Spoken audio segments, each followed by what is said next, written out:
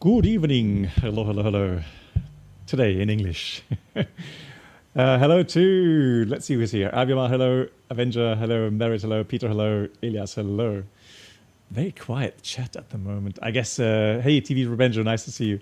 Maybe it's because it's XP12, I don't know. We'll see.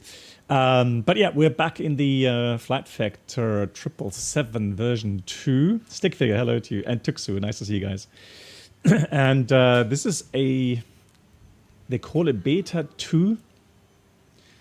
The voice, no, then check your headphones, please. Or maybe someone else could tell me if my voice is too quiet here on the stream. But according to my OBS software, it's all good. It's in the yellow, not green, even yellow. So TV says all good. Okay, thank you. Hey, Fred and Fishcop and Wayne. Voice is perfect. Thank you very much for the feedback. Okay, Aviamar, so I have to suggest that you have to check your own headphones in this case. And Peter, thank you. Yeah, so like I said, we're going to fly the latest version of the Flight Factor 777, and apparently it has an improved VNAV function, and that's what we all try to check out today. And the weather is actually beautiful. Let's have a quick look here from the tower.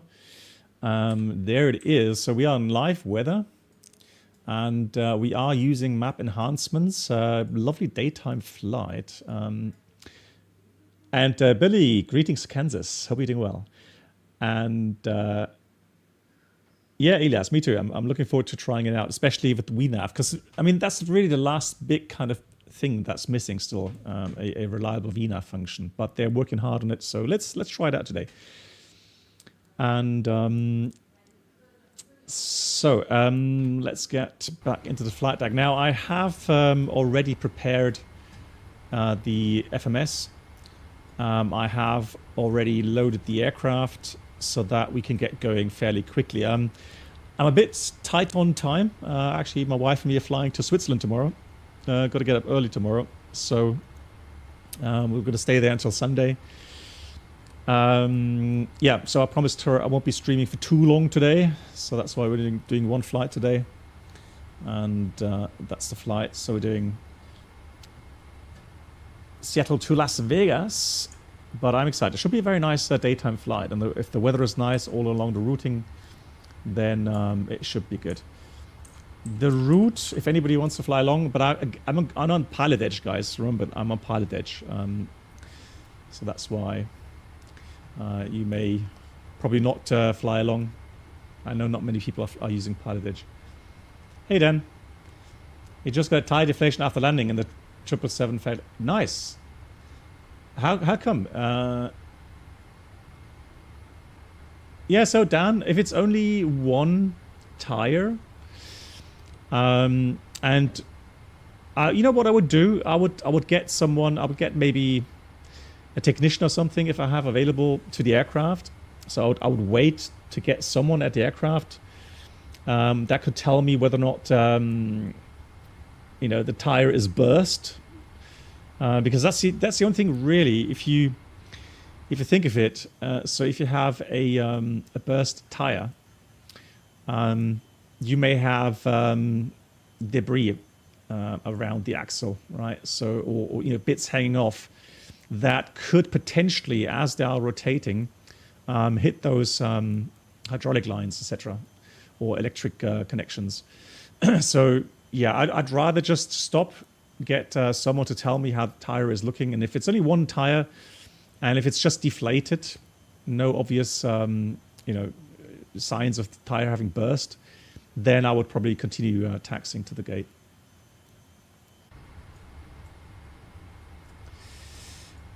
Cool. Briefing. So quick overview of the flight plan overview. So we have crossed the next 100. We are, yeah, this is the routing, and we have average wind component tailwind 23 knots, which is nice. I'm just wondering, where's my, okay, so fuel, block fuel is 20.3, 6 in a taxi, takeoff fuel 19.6. And flight time, I can tell you that is 1 hour 50, hour 50 minutes. The weather here in Seattle, as you can see, beautiful weather, just some northeasterly winds, 7 knots, few 8,000, 21 degrees, 3008.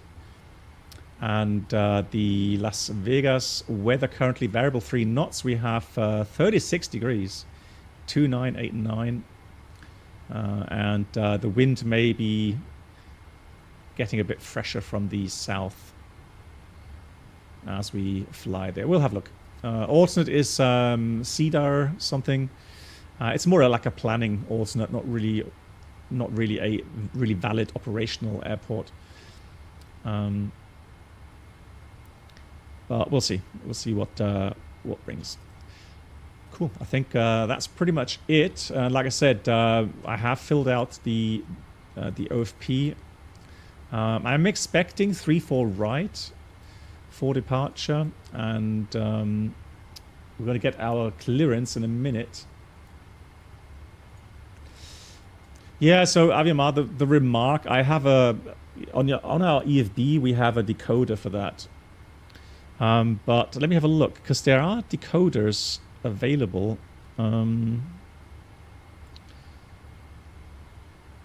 So there are some apps where you can have that quickly decoded if you're really interested.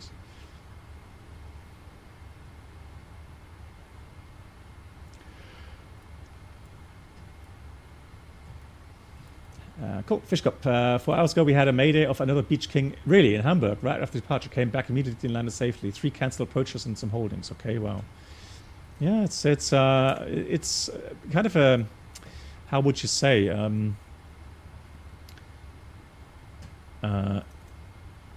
Yeah, busy time, right? Busy time regarding incidents, accidents. So American 7254 is our call sign. We're going to use the fans GUI from PilotEdge. I'm going to log on to KSEA, and then we should be getting our clearance if everything was correctly filled out and filed. And that way I can have a look here. I'm wondering, has anybody here tried? I know not many people are using PilotEdge, but has anybody tried the 777? There we go. So we have an ATC message. We are cleared to Las Vegas Airport, Summa 2, Lima Kilo Victor transition. Then is filed, climb via SIT, accept, maintain 9,000. Expect 390 10 minutes after. Departure frequency 120.4, squawk 1575. So I'm going to enter a couple of values here. So first of all, climb via the SIT, accept main. Hey, Iowa Scotsman, nice to see you. And Kalium, hello guys. Bologa moin.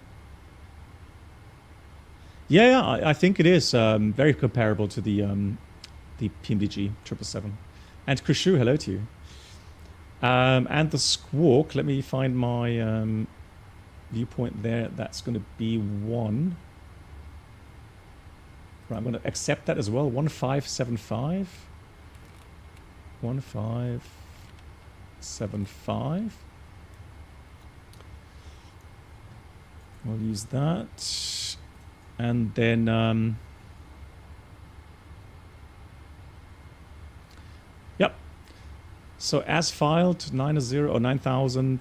Then what we'll do, we'll have a look at the load sheet right now. So like I said, everything is already loaded. That's interesting. What's a walk around?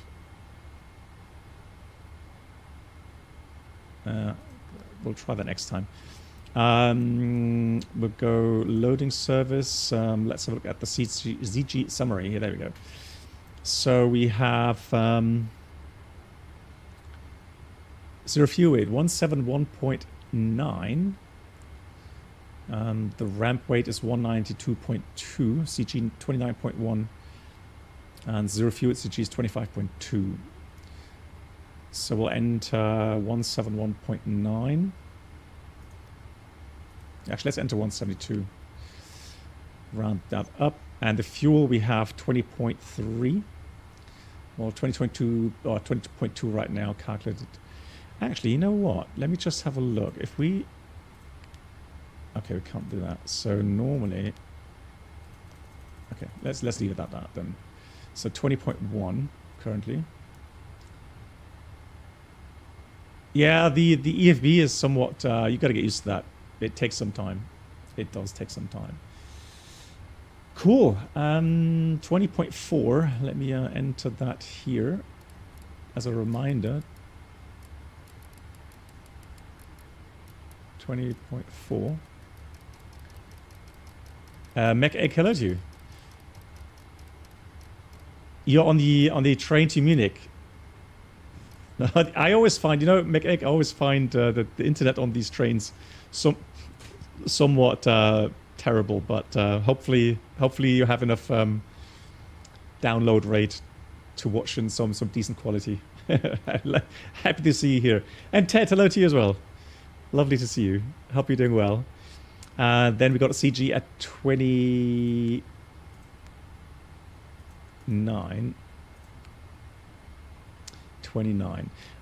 Then one more thing to do. Let's calculate the takeoff performance. We'll go. Oh yeah, for some reason. Here we have Seattle. For some reason, I did not have that available in the normal charts, which is really weird. Now, condition dry. The wind. Let me have a quick look here. The wind is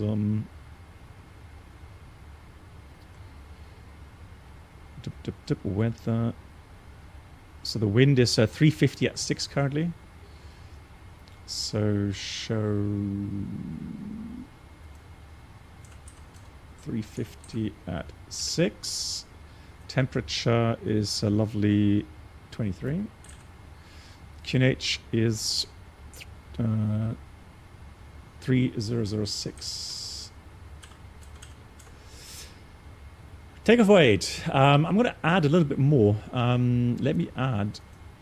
I'm going to make this 192.2. The reason being is CG was 29. Thrust rating will take takeoff 1, and assumed will take 50. That's a long runway. Flap 5, and anti-ice will be off. Let's calculate that. Oh, stream crash? No? Hey, Jesus Christ. What? No, it can't be.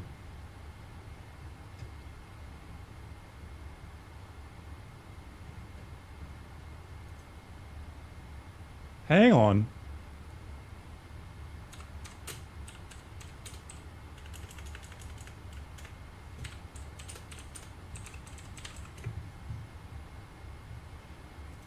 What's happening? Let's see.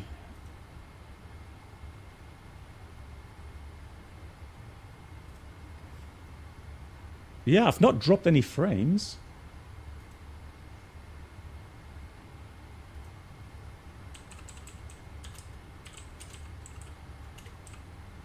Guys, can you give me feedback? Because my OBS is fine. There's no dropped frames. Then it must be somewhere at Twitch. Ali, can you do me a favor, Ali? Can you tell me if the stream is still up on YouTube? Oh, you know what? Yeah. Hang on. I can see here. It says on Twitch.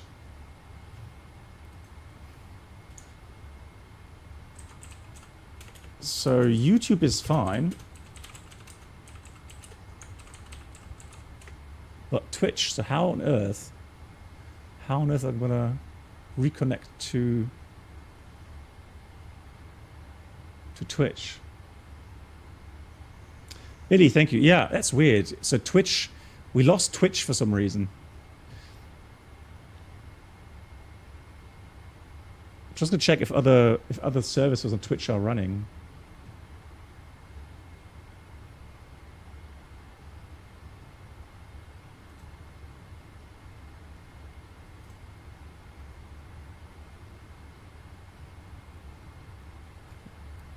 Ah, okay, now it's connecting. Hang on. So I haven't done anything with OBS. It's sending data.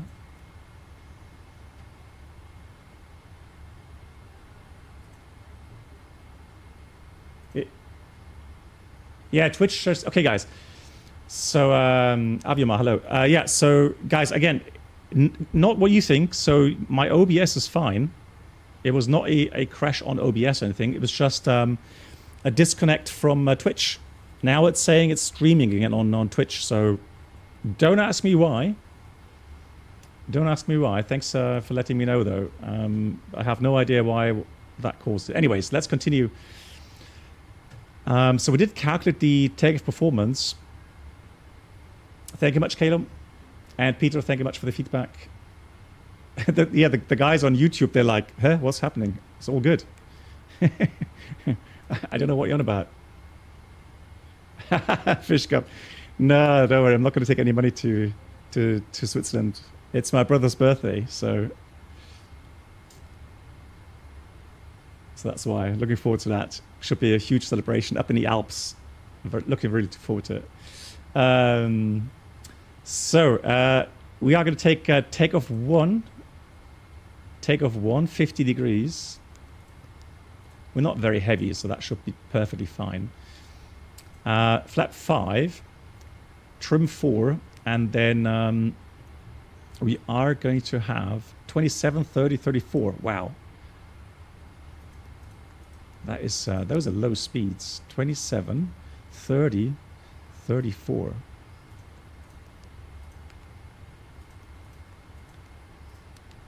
Those are really weird speeds, aren't they? Hang on, why CG? I put CG29, didn't I? Yeah. Hang on. It doesn't change anything. Cool. Takeoff weight 192.2. That's all correct.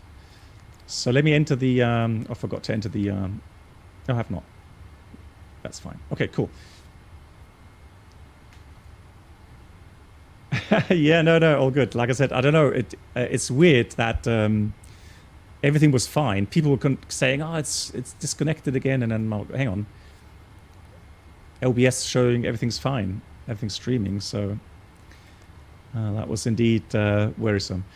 Good. Quick briefing, guys. So for the departure route, unfortunately, I don't know why I can't show you guys the chart.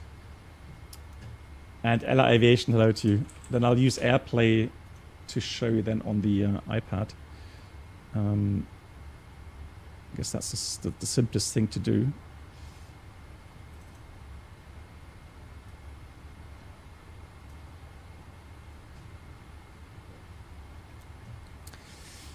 So, there we go. Lol. Okay. Interesting. Hold on.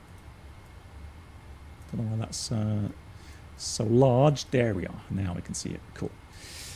So I hope you can all see it.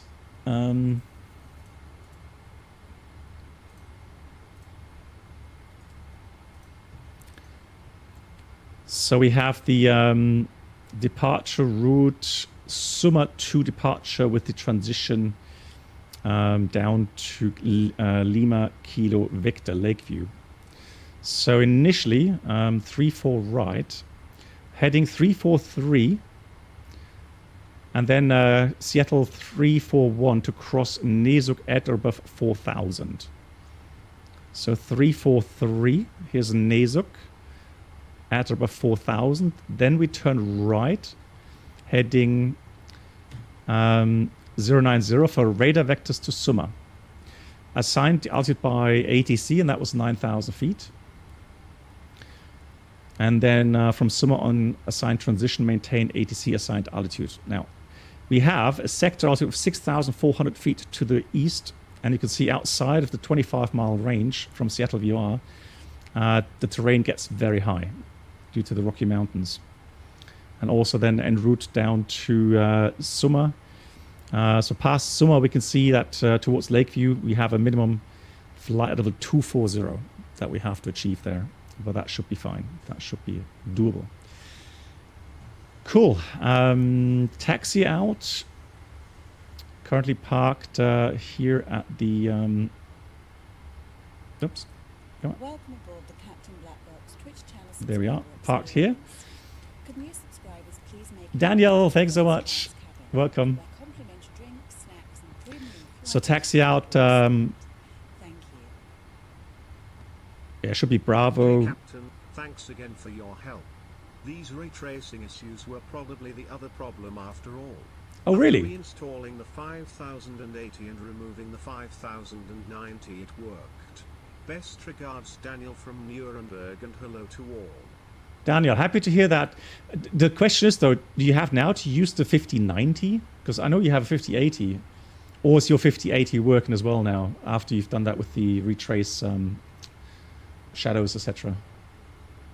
And thank you again for the 37 months. That's really kind. Hey, Lilo. Nice to see you. Let's close that door. And then... let's go automatic. There we go. Everything's automatic. Cool. I want to check something as well. So for the pushback, we always check whether or not we are in the non-movement area, which we should be. So the apron, so the movement area should be here at, what's that, 88? Or what's that called? Let me just check the chart here. Taxi, parking gates. Yeah, that's spot 88 there for the pushback. And then to taxi on Bravo, we have to get clearance later on. But for now, that's all good. Now let's get rid of the ground power. APU is running. Let's go ground service. Let's get rid of those. And there we go.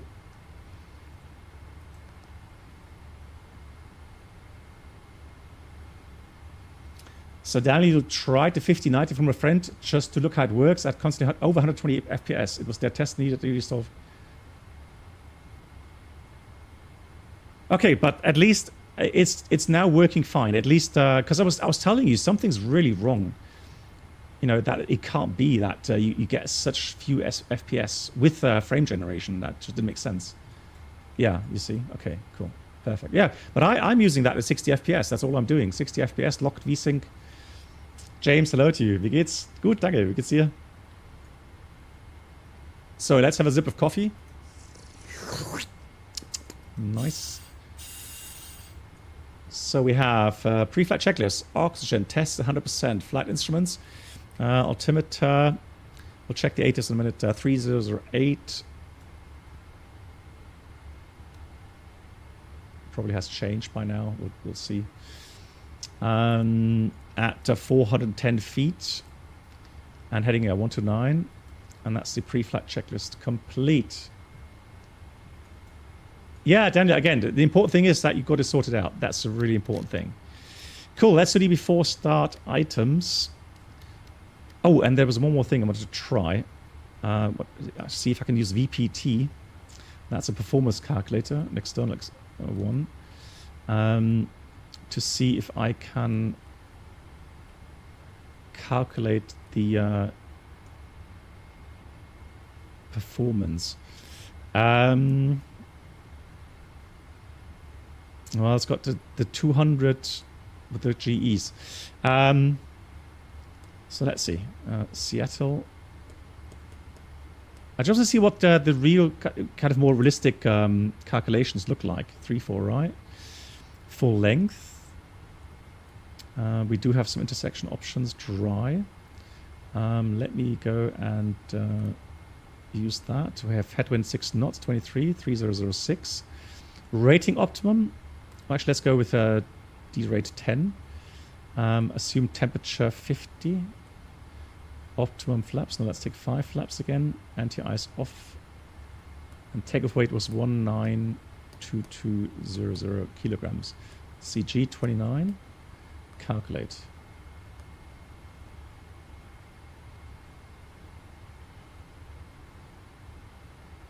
James, alles gut? Super. Interesting. Okay, guys, I'm going to show you the results I'm getting with VPT, and you'll see what I mean in a second.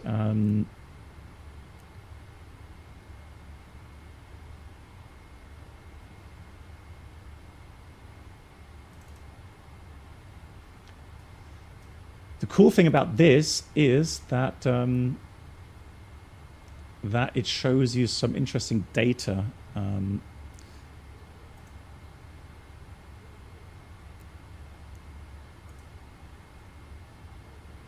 So there we go. So you can see 3-4 right, full length, and we are performance limited obstacle. Remember when I told you guys about the 3 different cases? Field length, obstacle, and second segment for the climb. So it is actually, yeah, it's called VPT, and it is payware though. You've got to be aware of that. Now for the runway graphics, that's an interesting thing. You see how we have accelerate, go, engine out, go. So all engine go, engine out, go, and accelerate stop distance. So the program tries to balance that as good as possible, and you can see we have lots of stop margin, 1,657 meter stop margin. So theoretically, I could actually, you know, use maybe even 20% derate.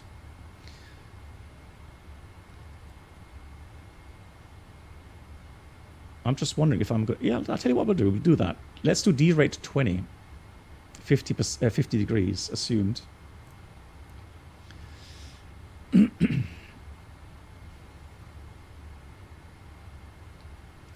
Still leaves us with lots of margin, 1,400 meter margin. And so you can see the difference between the accelerate stop distance, which is the longest field case that we have.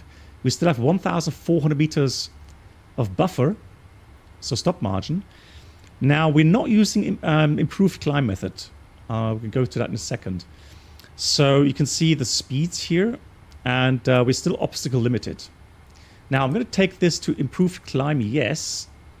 So what it's doing now, it's going to take the stop margin that we have and increase the V1, V2 speeds to get higher airspeeds. Normally it would do that.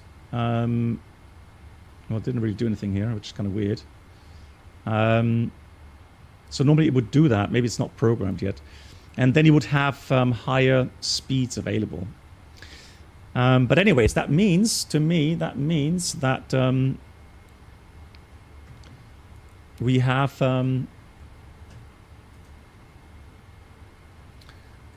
correct values here from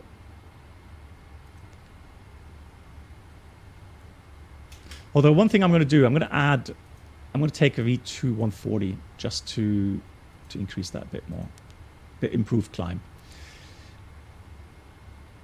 Okay, so Kalium thinks the VPT 777-78 performance is free as it's in beta. It's just a 737 that's payware. Okay, cool.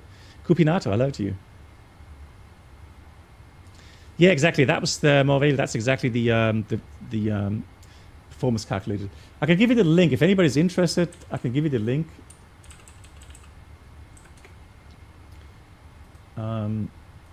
I have no affiliate connection to them. All right, not affiliated in any ways.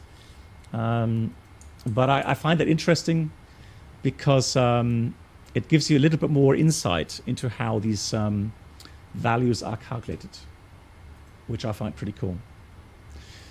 Good. So that, as we said, we're going to go with the before start items. Now, I'm going to do the right side first.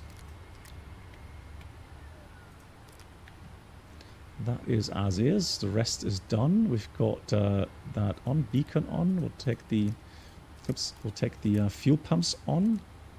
No center tank fuel, so no pumps on center tank. Bleed air is set.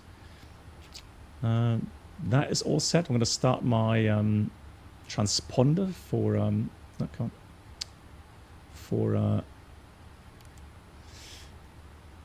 PilotEdge. And the MTZ, hello to you. What do you enjoy more using? Currently, if I've, hand flying, so the aircraft's behavior to me, it's X-plane. I get more enjoyment out of X-plane currently. Visually, obviously, Microsoft 2020 or 24, both of them are very nice. But hand flying, I'm getting a bit kind of frustrated with the hand flying part of Microsoft Flight Sim, because I've just flown the IndyBuilds A350 2 days ago, and again it felt like flying a paper aircraft. The way the thing handles is I don't know what it is. It's not nice. So anyways, let's do the before start checklist. We got MCP. We have V2 140 heading 344, altitude in line 1000. Takeoff speeds V1 127, VR 130, V2 140. CD pre-flight is completed. Trim. Now let me just check. 4 units is set.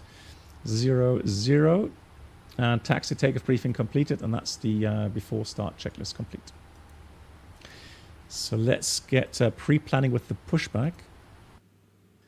So what I'll do, I'm going to push myself back and then get pulled forward to the holding point 88. So that... Ground to cockpit, plan acknowledged. Call me through the menu when you are ready. Ground to cockpit, tow is driving up. Fantastic. Right, engine display is on.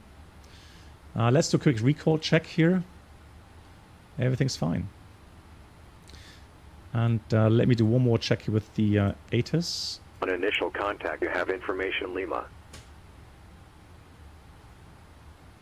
Seattle Tacoma Elias, International right. Airport. ATIS information Lima.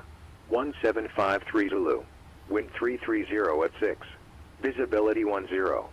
Few clouds at 8,000. Temperature 23. Dew point 13. Altimeter 3006. There we go. Arriving and departing runways 34 center, 34 left, 34 right. Visual approaches in use. ILS runway 34 center, runway 34 left, and runway 34 right approach in use. Closed. Simultaneous approaches to parallel runways in use. Simultaneous approaches in use between Seattle and Boeing Field. Traffic below you on final.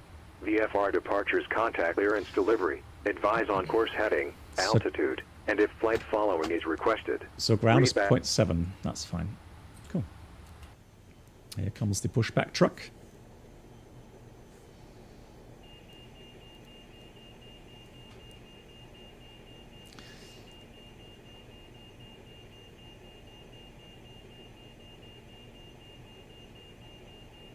Hang on. What? So Aviamar, latest on BFU. We're making good progress and happy with things are going at the moment. On 26th of June. What is that referring to? So connected and bypass pin inserted. Release parking brake. Yeah, so Starting pushback. And Flex, I'm going to try to see how the VNAV works today, especially for the descent. So that is something I'm very keen to find out. Right. We'll do a normal engine start. So we'll start the right engine, then the left engine. Checklist is completed. So start right engine. And unfortunately, again, since we're using GE engines, we can only use single engine start. We can't do a overlapping start here. No, it's on PilotEdge. So we got the clearance via SEPA DLC.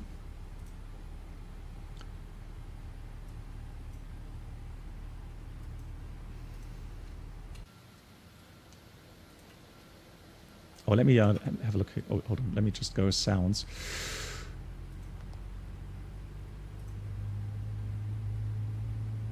Oh, where's my sound control? Simulation. Sound.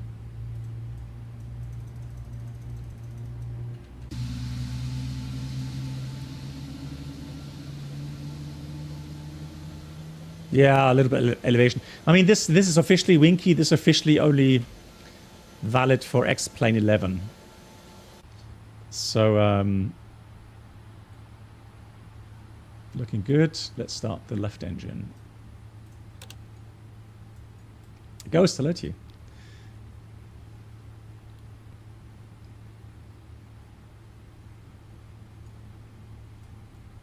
Oh, the now I get it. The big Phoenix update. Yeah. Now I've got it.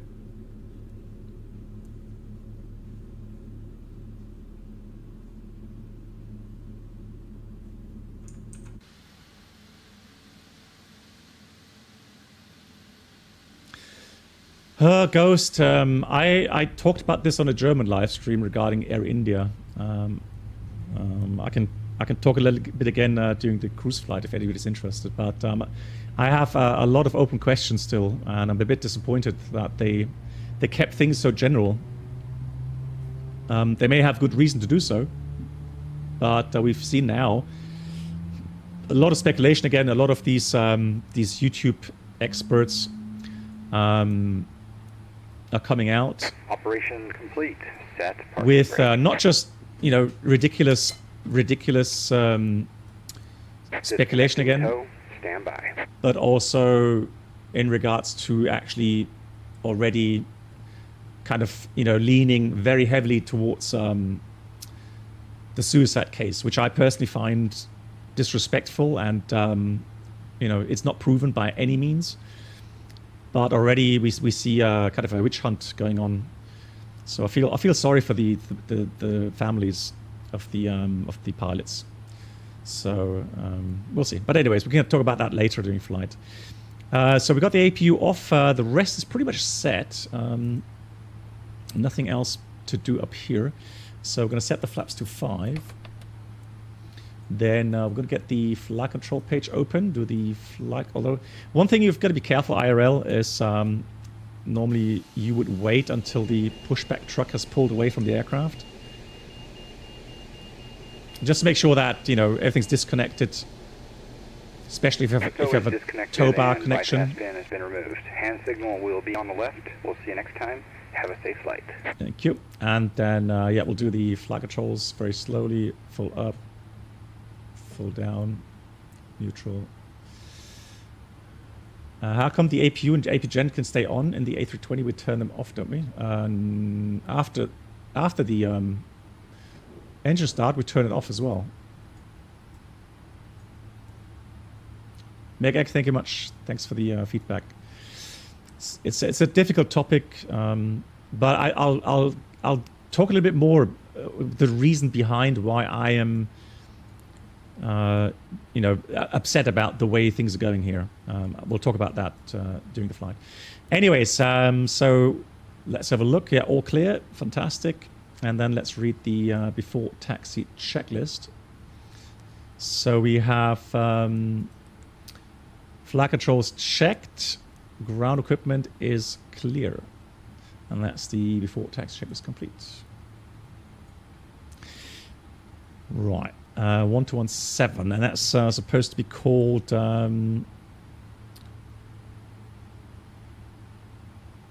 Seattle ground. And let me just check one more time the latest ATIS that we have available. Didn't get the ATIS code. It's apparently Lima. Seattle ground, good afternoon. American 7254 at holding spot 88 for taxi information, Lima.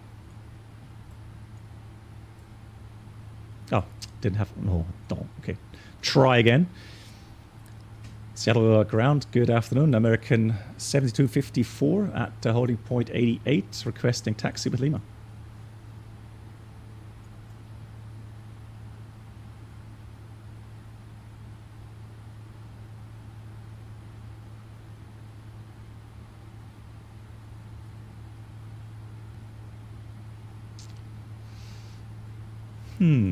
That worked well.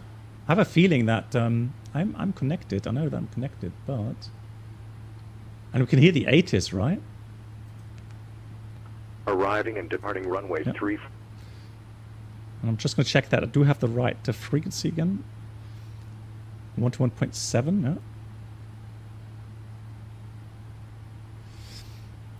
yeah. Let me check my push to talk button here real quickly. Okay, hang on. Is that not a PilotEdge? PilotEdge? Com1? AV pilot. That should be right, correct? Push to talk.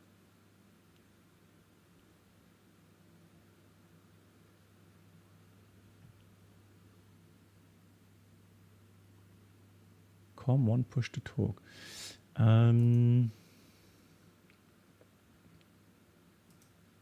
Yeah. I'm pretty sure that should be it, right? Is there any way I can test that?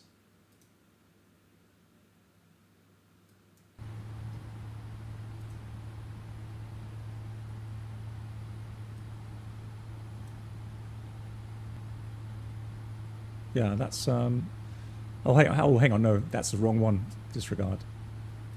Yeah, that was the wrong button.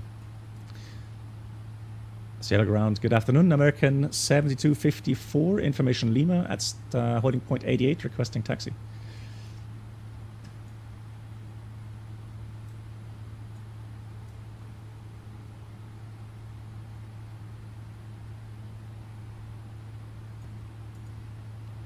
Yeah, that's a good idea. 1217.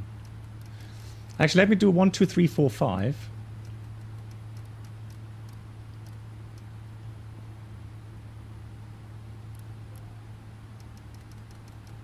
And then we should be able to hear ourselves. It's not X-Pilot. No, this is PilotEdge. So that's it. Testing 1, 2, 3. No, it's not going through.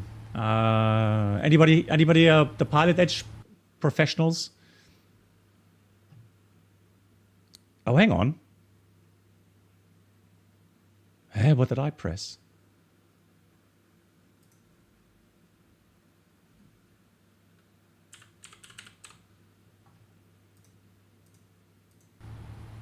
Testing.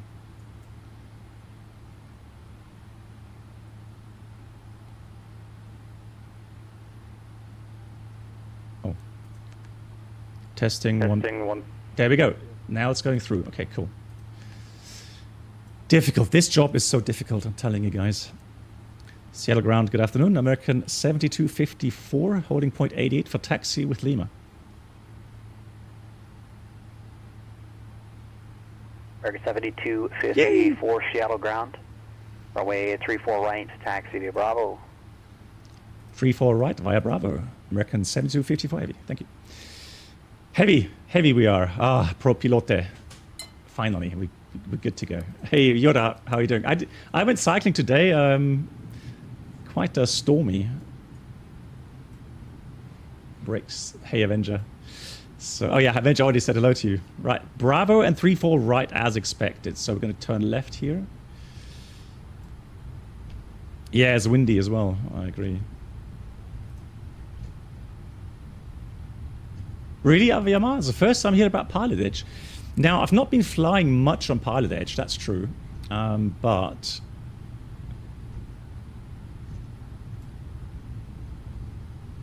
it is a great service. So let's read the before takeoff checklist. Cabin was ready. So we have before takeoff checklist complete. Checklist complete. Next will be tower 19.9.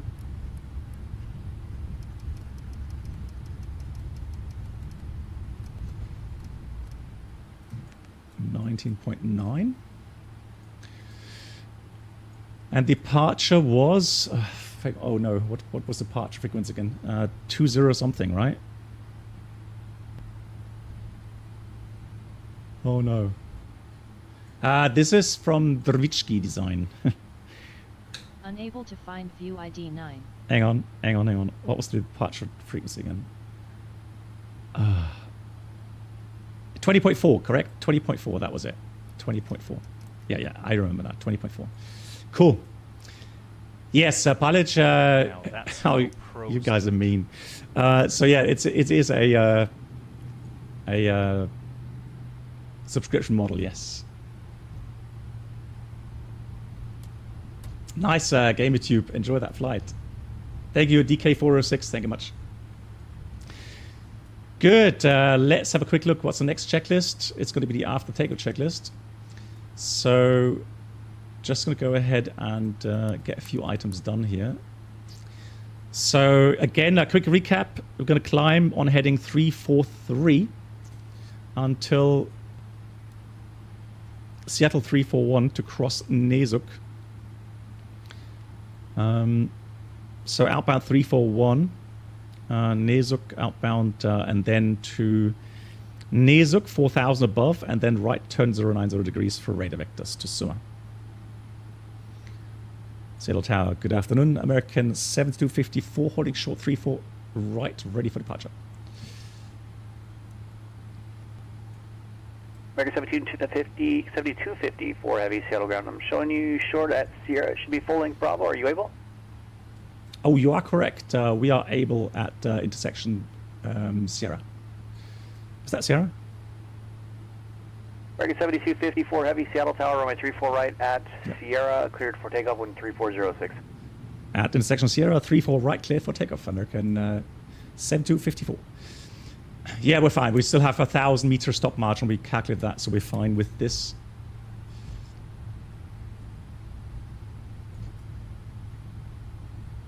Very light aircraft, all good.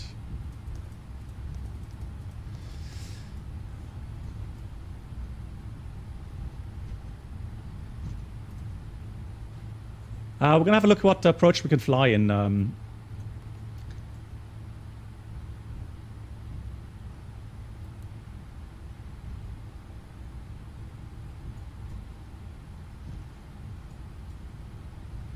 Well, yeah, the Rolls-Royce are not yet published, so at the moment we can only use the GEs or the Pratt & Whitneys, I think. Cool, we are ready. Let's go. Let's have a look. Yoke. Fantastic. Takeoff.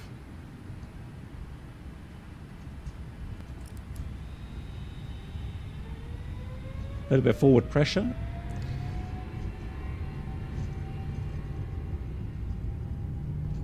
Nice. Thrust is set. 80 knots checked. Lovely sounds. Look at that. Rocket. E1. Rotate. E1.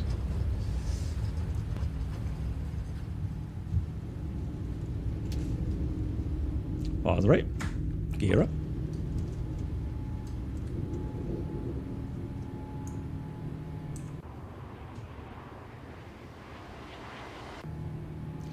So let's go heading select initially, 343 to Nezuk.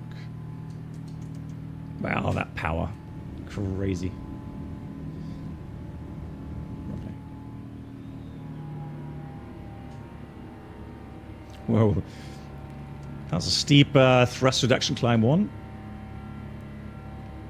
American 7254, heavy contact, departure. Over to departure, American 7254, thank you.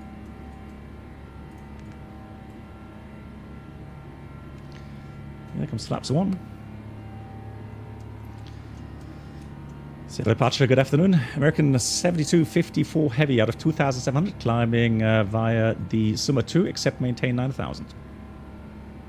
American 7254 heavy, Seattle departure. Radar contact, altimeter 3006, climb and maintain 15,000. Climb and maintain 15,000, American 7254. 15,000 is set. Let's go back to LNAV. No, you have to push the toggle buttons. Flaps up.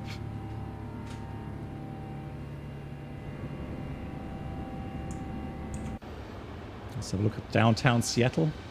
Beautiful. Yeah, so this is Drevitsky design Seattle. Looking beautiful.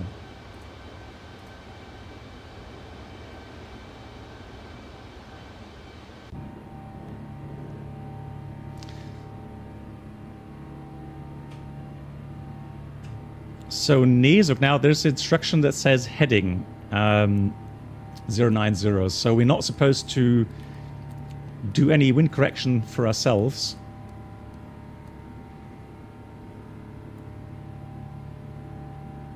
Yes, Cactus. Hey, how are you doing? Here we go. So heading select 090.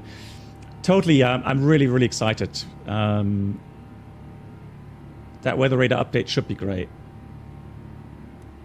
It's going to make things a lot more realistic, yeah. Wow. Okay. That should be Boeing Field, correct? Yeah, that's Seattle, Boeing Field. Nice.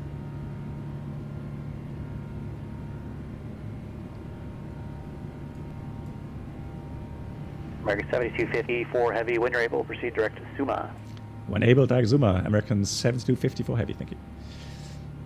So let's check the the position right now. So we're still in the white area, meaning 3000 is safe here. Now Suma, we have to be on the first contour layer, which is 5000 safe. So we already cleared that altitude as well, so we're definitely safe to go to Suma right now. So let's do that. Suma direct LNAV.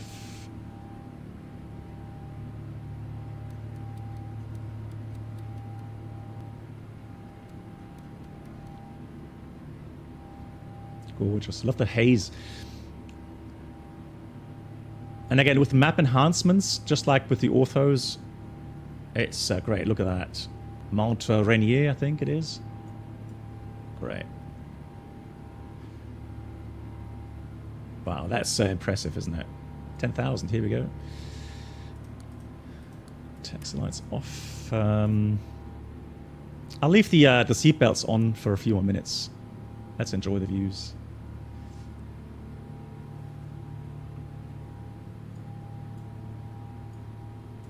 Wow, happy. It's rare, isn't it? It's rare to see the area here around Seattle so clear. How absolutely gorgeous the weather is.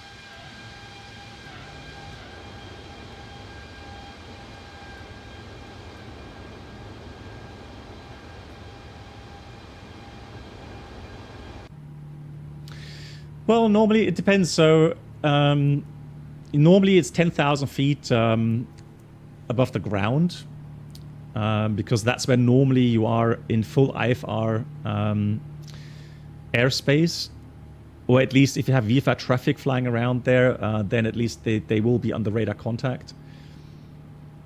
So that way you don't have to do any TCAS, normally TCAS maneuvering potentially. So yeah, 10,000 feet above the ground normally is kind of a threshold where you see seatbelts go off or on, depending.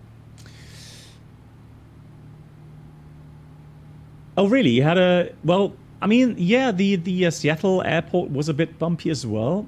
But I mean, well, I wouldn't say bumpy. It was kind of... it had a fairly high gradient on it, but I'm not sure how the real runway looks, so... I've got to see that or monitor that. At the moment, I was quite happy. American 7254 Heavy, contact Seattle Center 126.6. I'll higher for you there. 126.6. Thank you, American 7254. Bye. 26.6. Oh yeah, there we go. We've got 15,000. Seattle Center. Good afternoon, American 7254 Heavy, reaching 15,000. American 7254 Seattle Center. Climb and maintain flight level 230. Climb maintain level 230, American 7254. So 230, thrust ref, VNAV speed. Wow, that looks great.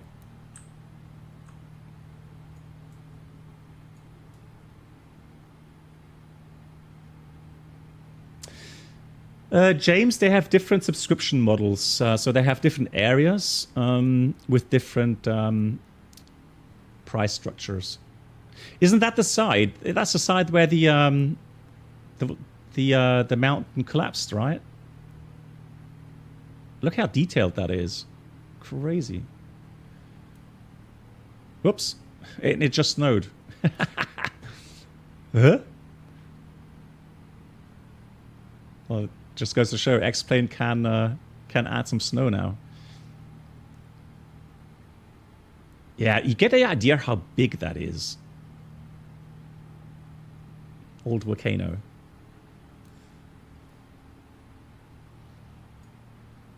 Crazy cool.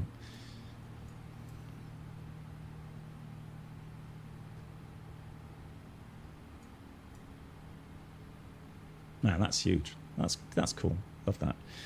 All right, we are now passing 18,000 feet. Let's put everything to standard. Standard set.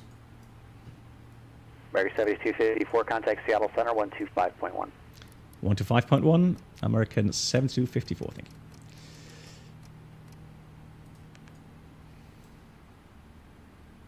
Seattle Center, good afternoon. American 7254 Heavy, passing 199, climbing 230. American 7254, Seattle Center, climb and maintain flight level 390. Climb level and maintain level 390, American 7254 Heavy. So 390, that's what we filed. That should be optimum as well. So we have 39,000 and VNAV. Cruise page optimum is even higher, 400. But we'll say 390. That's fine for now. That's great. Definitely a great national park to visit. Yeah, I agree. SA 55 Golf Tango Yakima Tower. Oscar Really? Current Okay, do you have Oscar? So the runway at Dubai is unusable with the map 5 Golf enhancements. Tango, report a 4-mile final, runway 27, and say type Cessna. Is there a way to change the, the scenery layout, right? So is there maybe some 5 Golf Tango, 4-mile final for runway 27 would be great. some ortho data for the elevation available that you can put in higher in the hierarchy in the airport or the scenery add-on config file, so that it takes the airport elevation data instead of the map enhancement? Is that possible?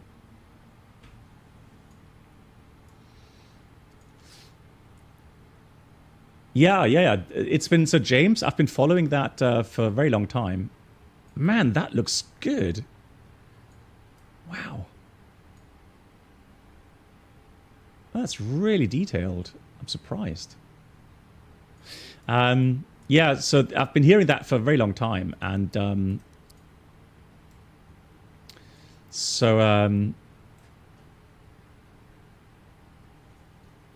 I mean, if it's going to blow at some point, yeah, it's going to be pretty nasty. Oh, that looks great. Florian, hello to you. How are you doing? Yeah, Bing should be. I have the payware version of map enhancements, so.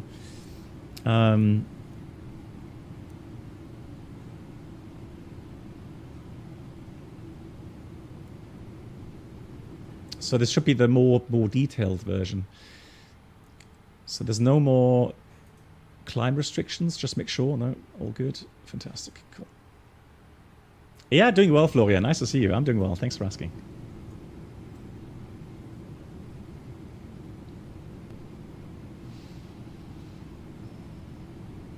Yeah, the haze in the distance. Yeah, that's cool here as well. And I'm actually, you know what? Today, I was complaining the last time about the lighting conditions, but I have to say this looks very nice, very kind of realistic, natural.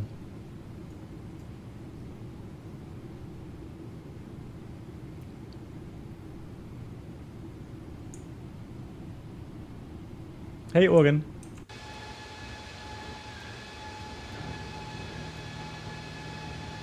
Well, you know, the thing is this, so in general, I don't know, so the PMDG 777, again, feels like it's missing, in Microsoft, it's missing inertia. And I just heard from Bruno today that somebody made a test, so they were taxiing uphill with a heavy PMDG 777 and a heavy A350 from Builds. And Builds, the A350 actually slowed down as it taxied up without thrust increase and then came to a stop. The PMG just kept going with the 10 knots. It didn't slow down at all. So, you know, something's just not correctly set there in regards to inertia and friction model, etc. So, and I particularly find the hand flying that's something that keeps on disappointing me in Microsoft. So be it the Inibelt's A350 especially, but again, at the moment, I'm not completely happy with the FS Labs and neither with the Phoenix. So it just continues to be somewhat of a drag in 2024 and 2020. Oh, landing lights, you're right. I did switch off the seat belts, but landing lights. You are correct, sir. Good catch. So anything we have to put in here? Fix info is clear. We have the data out. NAFRAT is clear. All good. As we climb up. Beautiful. What a great day to go flying. Absolutely amazing. Would you say tallest in XP is good in regards to flight model? Yes, I do think so, yeah. The only thing, Menzi, the only thing I don't like in X-Plane 12 in general is in strong crosswind conditions, things just get out of hand. So anything above 25 knots is almost not, at least when it's gusty winds, is just not really, recoverable. So that's something I'm a bit aware of.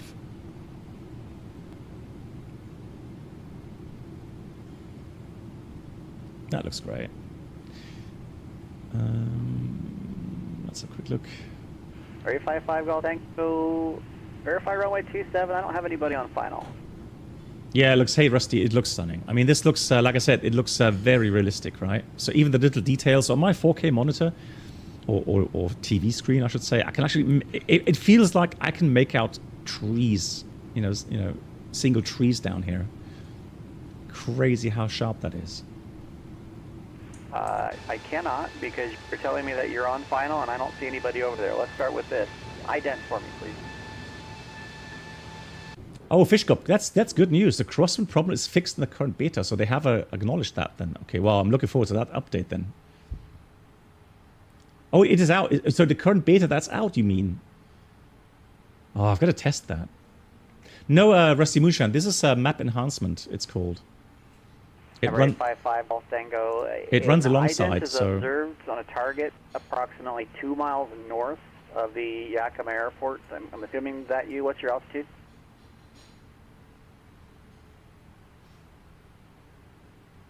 The radar. The airport off your Although left side. you know that the volume on the FS Labs in Microsoft works as well.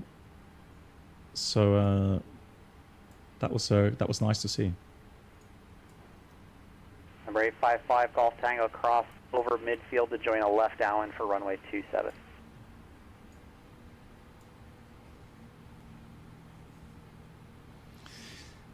Yeah, the iFly 737 Max and the Microsoft Flight Sim feels nice. I agree, Ted. Yeah, I do like that.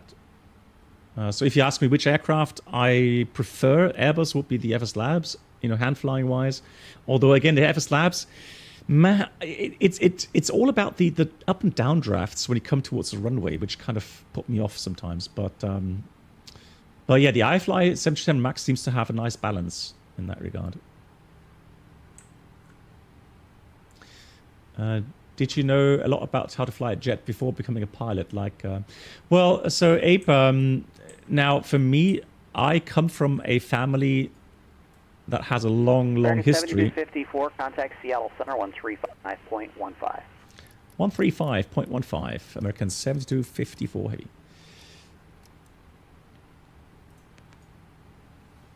Yeah, Turk in the US, I hope so too. Seattle Center, good afternoon. American 7254 heavy, we're passing 367, climbing 390. American 7254, Seattle Center, roger. There we go. So I come from a family which has a long history of pilots. So I'm actually the 4th generation pilot in my family. And so I grew up, so my father was a starfighter pilot when I was a little kid. That just for me was so fascinating. I remember back then in the day, so that was the Cold War era, where these jet pilots, they literally could do anything. So the only thing they would get probably in trouble for was flying underneath bridges, Golf Tango. Go ahead and because make a downwind turn even now, low runway low level 27, flying, land, wind is 0, they would never get in 208. trouble. I have memories from my dad flying over our village in like 200 5 feet. Golf Tango, runway 27, clear to land. So, yeah, so my grandpa was a RESI pilot, so a reconnaissance pilot in the Heinkel 88. Oh, so that's U88 and Heinkel 111. Yeah.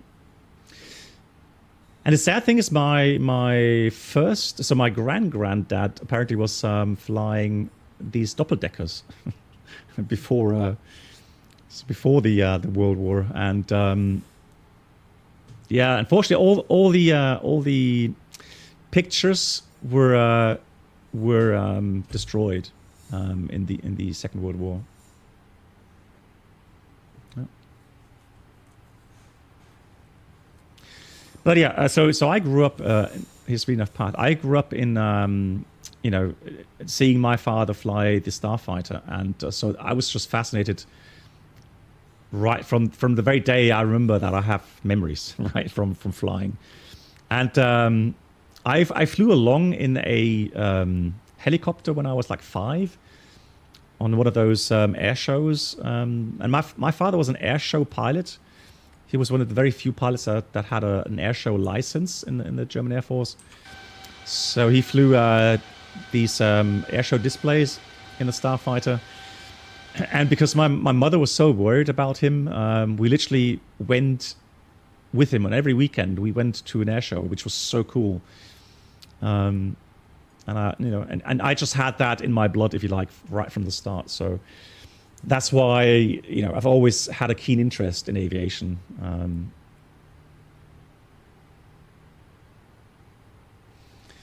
But back then, yeah, back then there were no flight simulators, PC flight simulators. There weren't even PCs, right? So I remember the first time I actually had a kind of a PC flight simulator was in 1988, I think, or let's say 1987, with the Spectrum PC, very basic kind of PC back then. So yeah, that's the first one that I got in contact with.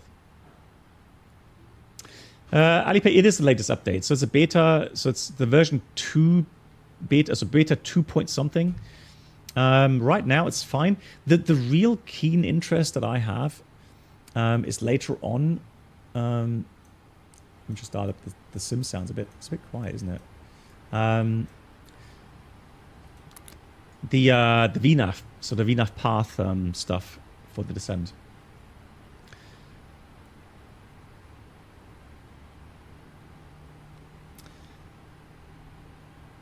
Well, Elias, who knows? You never know, right? So, wishing all the best, Elias, for that. So, interesting. That line of old volcanoes. Fantastic. Love it. Am I using any visual mods? Not really, no. No, this is pretty much standard. I'm not using reshade. I'm not using NVIDIA filters. No. Hey, Lilienthal, nice to see you. Wie geht's? Now, what we're going to do here, guys, today is we actually have an option to fill out the nav log. So November 5 Golf Tango, exit right, Alpha 2. Do you know where you're parking? So I'm going to take Lakeview. Now, let's have a look. Great. November 5 Golf Tango. So that's total time. So 1901. Be Alpha 2, then a left on Alpha down to McCormick and monitor ground. So let's have a look if we can get a. So Summer. Oh, we don't have a time there. That's a shame. Yeah, keep rolling out. Let's just have you start off exit right on Alpha 2. Now, one thing what I haven't done yet is I've not entered the wind data. And I think that's something that's still missing, isn't it? Yeah, so you can't enter wind data yet. Let me have a look if I can do that VNAV wise. No. So I think this is still something that's kind of... oh, wow. Leading time. It's crazy. Another 2 months have passed since the big day that you crossed the 100-month line. Unbelievable. Lilienthal, thank you for your continued support. Now running for 102 months. All right, we're 5 Golf Tango. Now it'll be a Incredible. left-hand And that's the turn record. onto taxiway Alpha to McCormick and monitor ground on point 9er. Well, I disagree. Turk and the US, I think they're working hard on this stuff. So I'm optimistic. Someday they will have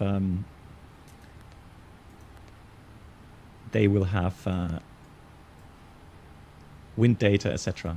available. Thank you, Lilienthal.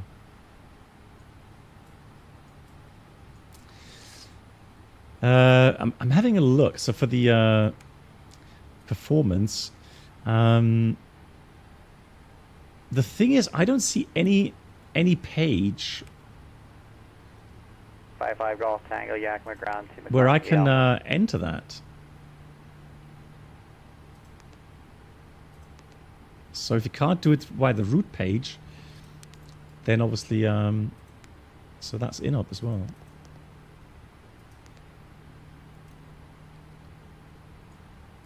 Yeah. No, Abe. So the winds that we put in here, or uplink, is to have a proper estimate for the destination and alternate calculations. So this is very important, and the wind data these days is so, even the predictions are so good that with the performance data that's in the FMS, the calculations are extremely accurate in the real aircraft. So right now, we have a little bit tailwind, so we should be reaching that with a bit more fuel than 8.5.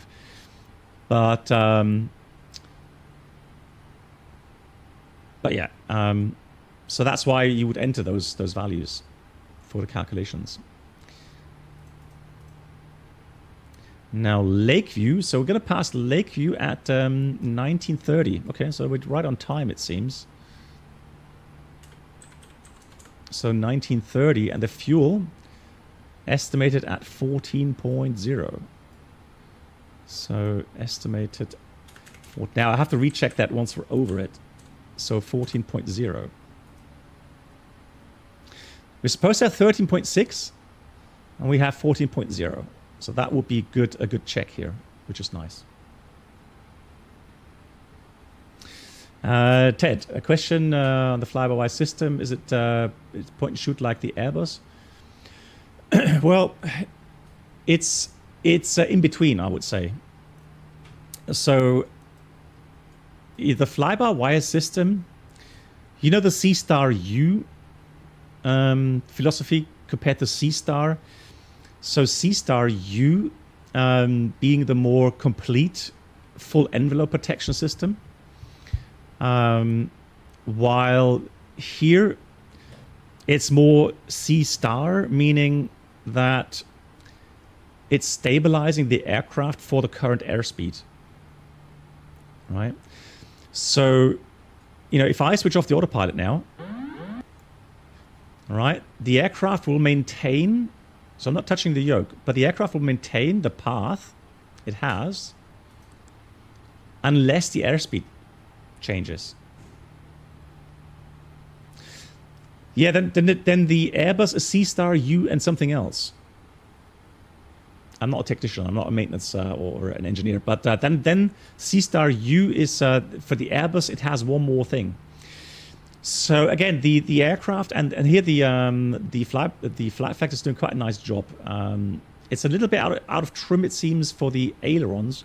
Now, the thing is this, so if I change this airspeed, what happens then? The aircraft will start a descent because it wants to keep the trimmed airspeed. So if I don't trim nose up for the new speed, the aircraft will start a descent, you see? Very slight, okay? So, and that's why we call it as speed stable. So as long as you maintain the current airspeed, it doesn't matter if you have thrust change. So there's no pitch down moment because you reduce the thrust, right? Because the engine mounting. But it will start nose down because it drops the airspeed. Hey, the flight director. Hello. Thanks so much for the raid. Big round of applause. And a big shout out to flight director. The flight director. If you don't know him, please check out that channel. Thank you so much. Welcome. Yeah, we're in the XP12. I'm not sure what we're up to, the flight director. So we're currently flying Seattle to Las Vegas in the flight factor 777. And this is the latest beta version. Stream is going nice. Thank you. All good at the moment. No issues. Very happy with it.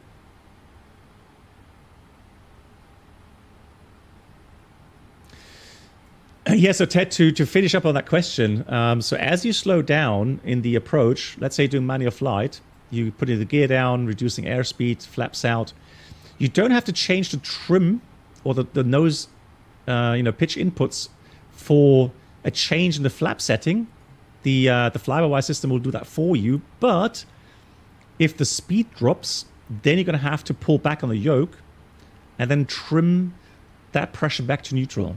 So you have to trim for the new airspeed.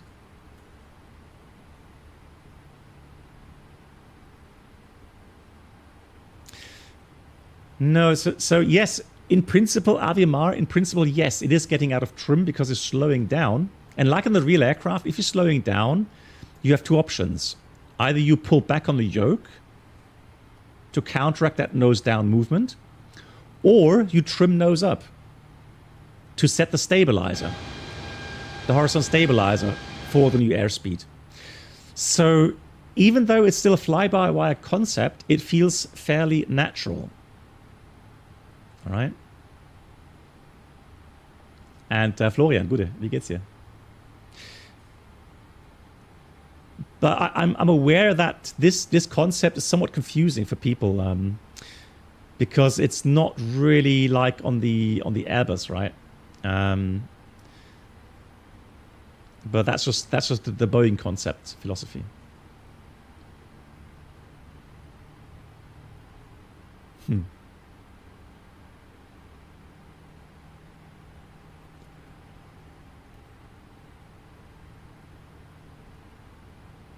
I'm doing well. Thanks for asking. Yes, looking forward to my little holiday trip to Zurich.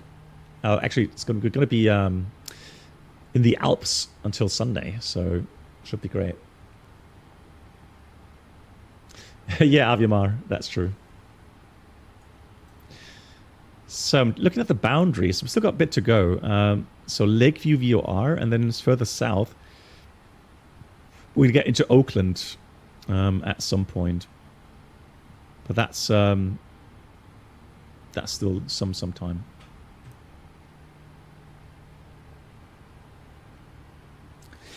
Yeah, so here again, guys, something I was talking to German Livestream, and something that's making me somewhat sad to see some other content creators, YouTube, aviation experts, whatever you want to name them, making these videos where they're kind of leaning very heavily towards that the suicide case, which again is absolutely dangerous to claim, and I think that's it's a terrible thing to do, in my opinion, because the whole report has left so many questions, and is in my opinion either on purpose written in that regard, meaning it leaves many questions open, because now it's potentially a criminal investigation. Give you one example. So after the fuel control switches got into the cutoff position. Now they're not saying how it got there, so that they never wrote that it was done by a human. They never wrote that. They just said that the data recorder signaled that the switches were moving from run to cutoff at some point after liftoff. And the difference between the left and right was 1 second, right? So what struck me obviously was the voice recorder printer or voice recorder transcript where they said one of the pilots asked the other, "Why did you cut off?" And I think that's why these influencers are leaning towards the suicide case. But again, that is dangerous to do because it's not proven yet. Let me ask you this. Do you think that was the only conversation that was held after that point? Don't you think in this situation, those pilots were frantically doing something else and frantically discussing something? My opinion, yes, they did. Case, my long time no see. Hey, Captain Mitchell, nice to see you. How are you doing? Doing well, thank you. Yeah, so that's one of the questions that came to my mind. Why didn't they write anything else? Surely there were some more words being spoken in the flight deck after you heard, "Why did you cut off?" Right? Otherwise, it would be really weird. But in the same report, they also write something about these switches in the past having issues with a lock mechanism, right? So we know that these switches have a kind of a metal elevation there, where you have to pull the switch up to lift it over that gate, right? Like a metal gate, and then get it to cutoff. Now, so the big question is, and unfortunately, again, they never specified exactly what the apparent defect from the old versions was, or from those switches was. Nor did they say if that's the case, if these locking mechanisms were broken, right?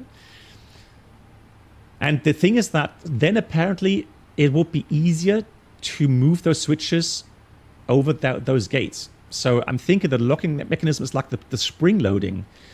I don't know, but that's the only thing that makes sense to me. So the spring loading that pulls the switch towards the pedestal. There were some case on the 737 a long time ago, apparently, where that was broken on these Honeywell switches. So they've never ruled out up to this point, or they never really clarified if those switches potentially really had that failed mechanism. Right. So again, as long as they don't clear up on these questions and finish their final report, as far as I know, at least in our Western worlds, everyone is innocent until proven guilty in a court of law. Now, if you read the comments below those videos, you will get pretty shocked. You will see the dark bottoms of minds from people, and that's scary. The things they're writing there. I'm sure that they've already deleted some comments, but the comments that are still there are unbelievable. I just I think about the families of these pilots right now getting hate mails or hate letters, or even people, if they found out where they live, people outside their house molesting them, right? because in the press, very often the press you read as well that that it's like very likely one of the pilots switched off on purpose the fuel control switches, which again is complete speculation.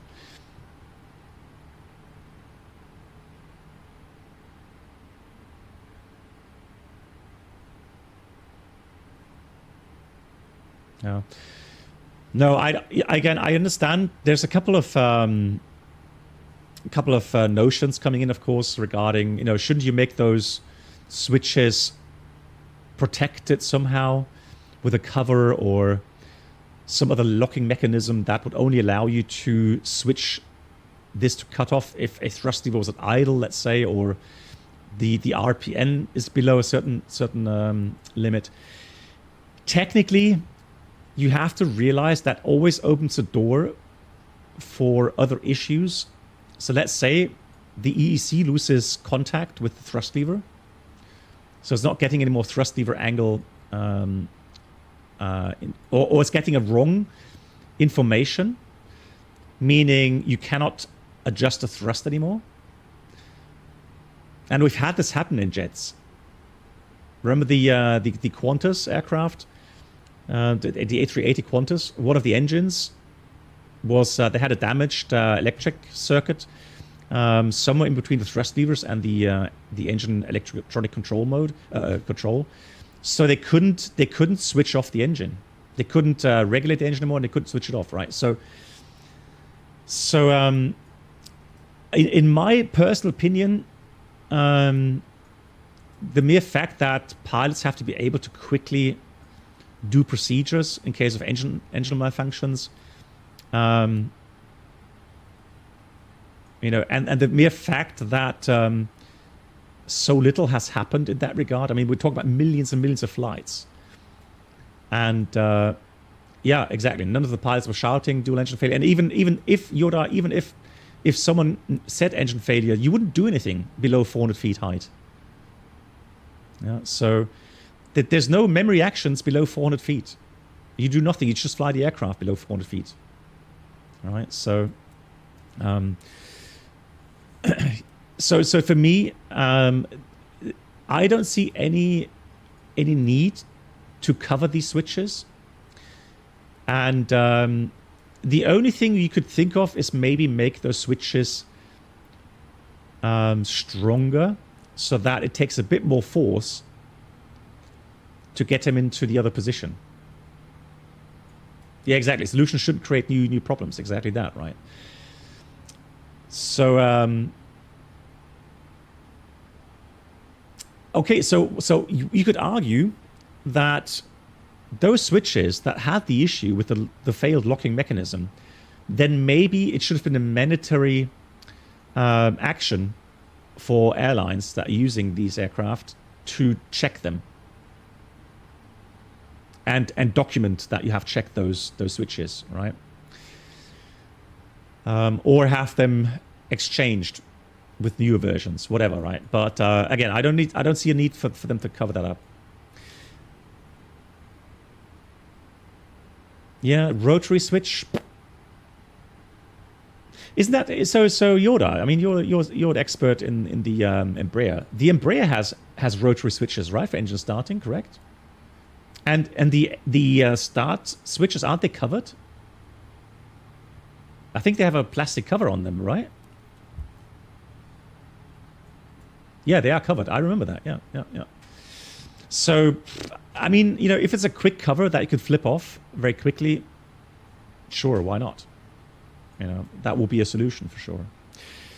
Now, another question that I had, and not just me, a lot of people were posting these questions in the chats of these live streams, etc.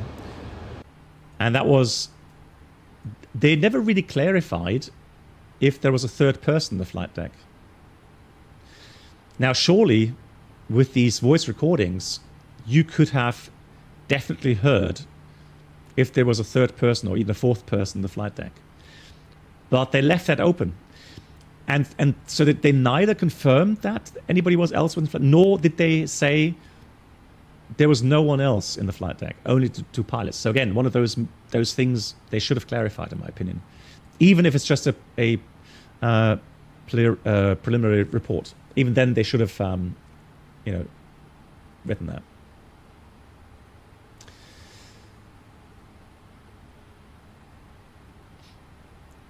Yeah. So one sad thing, guys, and this is I was working when the German wings accident happened. And I have come across people that knew that co-pilot personally, and I've come across people that have been very close to some of the people that were on board of the aircraft. So to me, that has a very emotional connection. And I can tell you that right now, with these news reports coming out, with these YouTube experts coming out with these claims about, trying to argue their way into the more being biased towards the suicide case, I can tell you that that is causing a lot of heartbreak and a lot of sorrow for many, many people right now, because they are being pulled back to the Germanwings accident, and to think about the relatives of those that have died in the Air India accident. They're on a absolute emotional roller coaster right now because of this.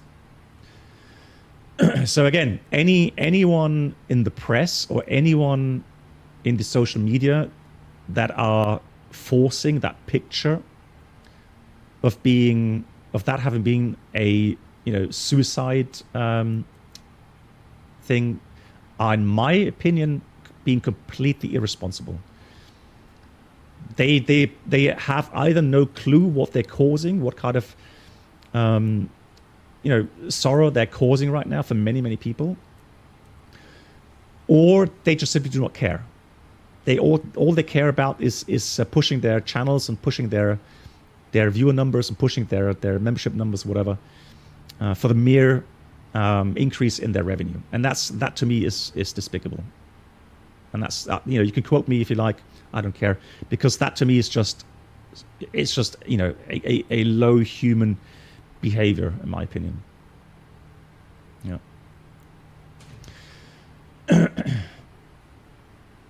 No, TV Adventure, I'm not going to do anything in that regard. No, I'm not going to do anything in that regard. I'm going to stay away. I have my thoughts and prayers and my sincere, heartfelt feelings for those involved and the relatives, etc. No, I'm not going to do anything like that. No way.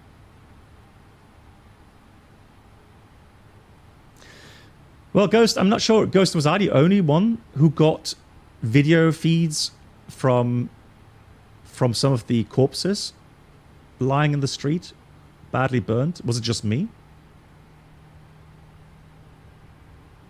Because Instagram, that's one of the issues with Instagram, as an example. Instagram isn't fast enough to block these kind of videos. They get uploaded, get redistributed, and it's so hard to get rid of them. They're gone now, but just after the crash, yeah, they were horrendous. Oh, Ghost, don't ask me who would post that. It was, and I can assure you, those were not AI created. You could see that was not AI created. That was real footage. Right. So yeah, it's just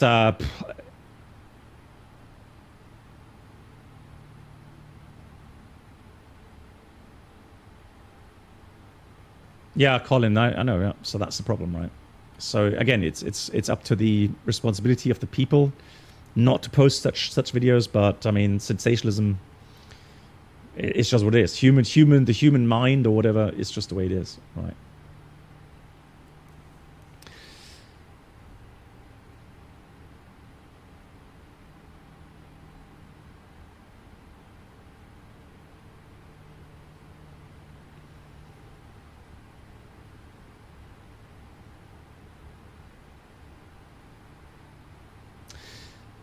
Yeah, so why is Unicom called advisory now? Yeah, I guess a lot of parts of the VATSIM networks Yeah, they have CTAF. So if you go to certain airport ground documents, ground charts, you will see that CTAF, and they call that, yeah, I think they call that advisory, correct? Yeah.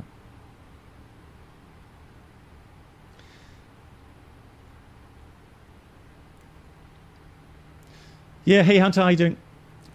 Yeah. You know, it's a delicate topic, but again, you know, anyone. So for me, that I've been flying for a very long time. So I was at home when 9/11 occurred.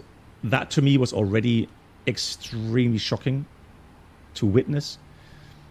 Even though I was at home, it really, I had a hard time getting to grips with what happened there. And then when the Germanwings accident happened, my basic beliefs in humanity were just so shaken. And I'm not going to go into specifics regarding what help I got, and up to this day, I mean, I've talked about this on the German live stream. Up to this day, I cannot comprehend what happened. That to me is just not, my brain is not able to comprehend why anyone would do such a thing. Okay, so you can have a psychologist, expert, whatever. You could have them try to explain to me why that is possible. I still cannot comprehend that from my mindset, from my feelings. I just cannot. I can't. So, when I read those lines in the accident report, that the words were spoken. Why did you cut off? That just hit me so square in the face. So yeah. So right now, I am trying to prime my mind to say that it's not proven. It's not proven yet. There is still a possibility. It has some. So there's two options. Hey Bruno, there's two more options apart from suicide. The one option is a technical malfunction of these switches, and even if you think that is highly unlikely, there's another option where one of the pilots had a mental lapse, where instead of putting the gear up, they accidentally gripped down and switched off the fuel controls. I know, it's something which is hard to believe, but we've seen cases where instead of the landing gear, the flaps were raised. It is speculation, but again, I'm talking about two other options that have not been ruled out yet. And that's the thing. So I'm trying to prime my mind for that, to say there's still three possibilities right now.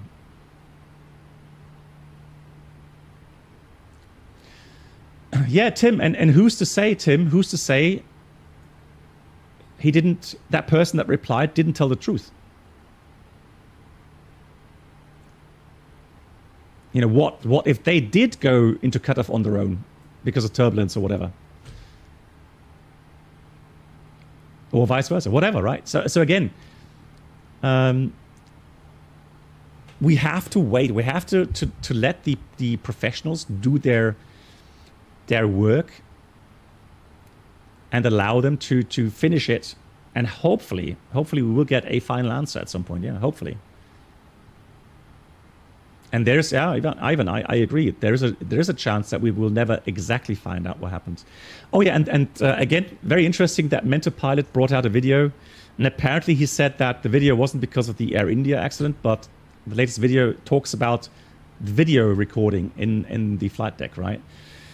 So the new, I didn't even know that, the new black boxes, they have a storage available for video files already in them.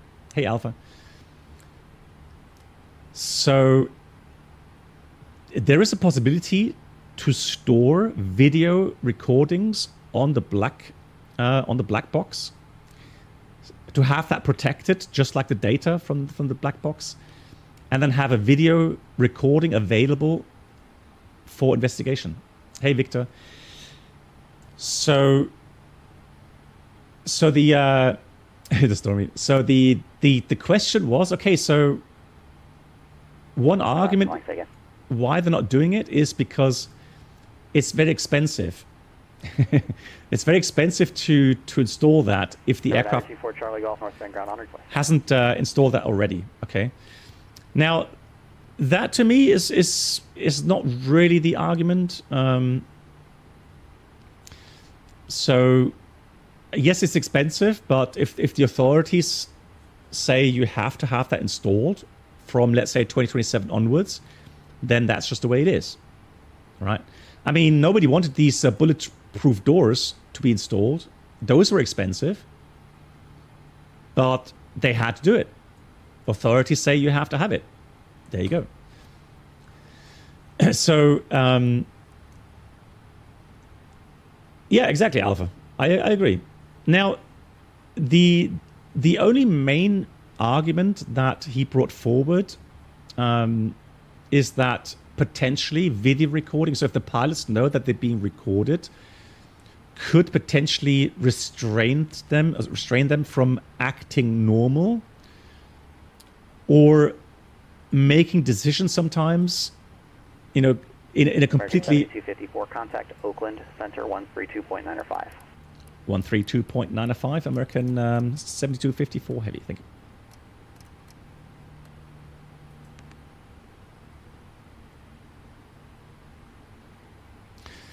So the argument, yes, I would say as well, is valid. The question is, though, I mean, is it really a valid argument?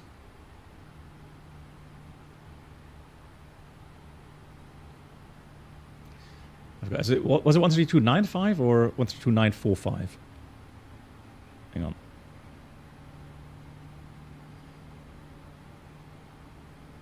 At 95, yeah.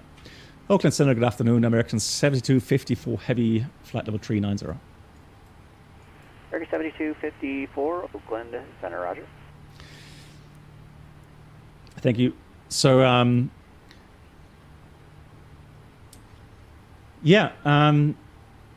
so I think a solution that would film only the main controls and the displays.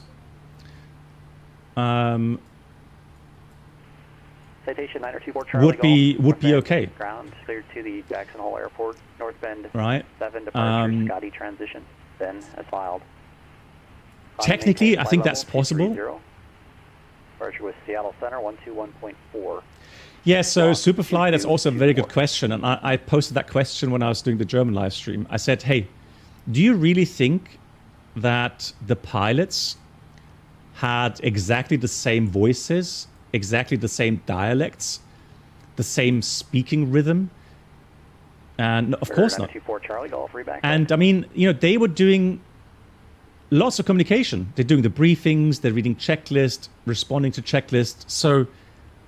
So if, in my opinion, a expert in voice recognition, even you can do that electronically, voice recognition, right? So surely you should be able, that's my opinion. Again, sorry, that's speculation though. But in my opinion, it should be clear who said what.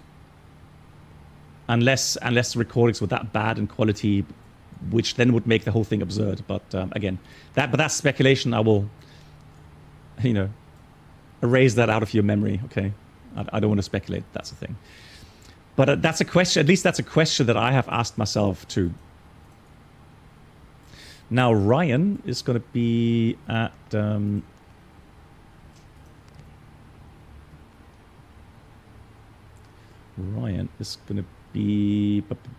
data at 1954. So we're gaining 1 minute, which is nice. 1954. And the fuel is going to be 11.1. Okay, 11.1. And we're 11.3. So actually we're below. I mean, we have a bit of extra. So,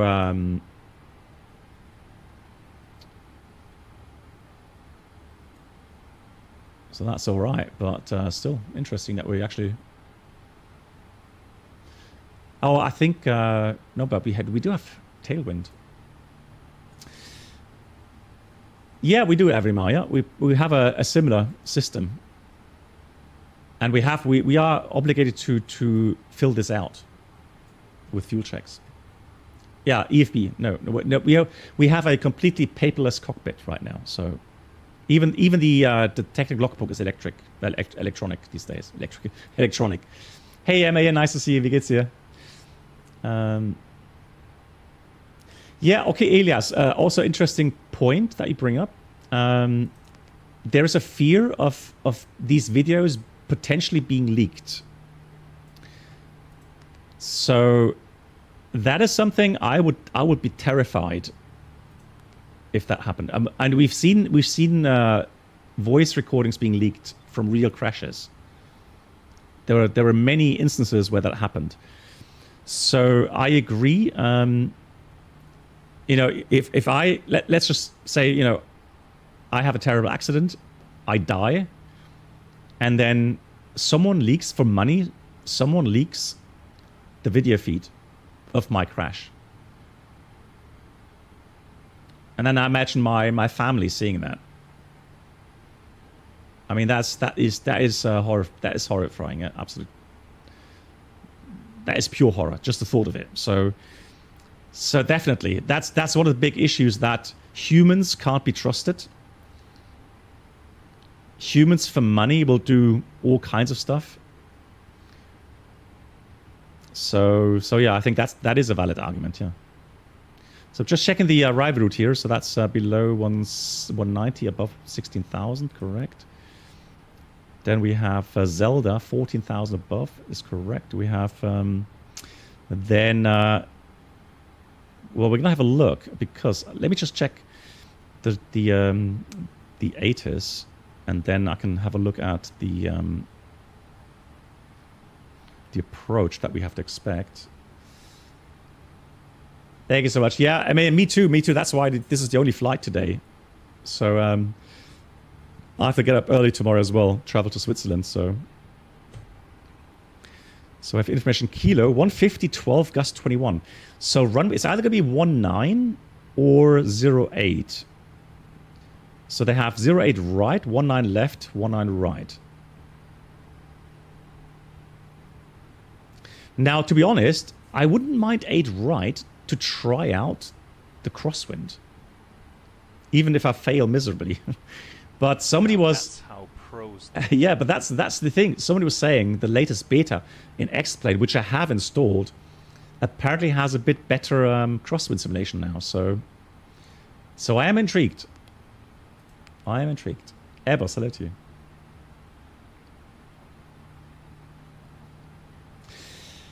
Ritz, the thing is, though, is that kind of confirmed information? I've heard some things about some, how shall we say, some speculation again, apparently, about one of the pilots having been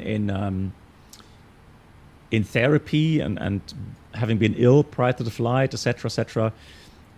But that was not confirmed by anyone. That was just hearsay.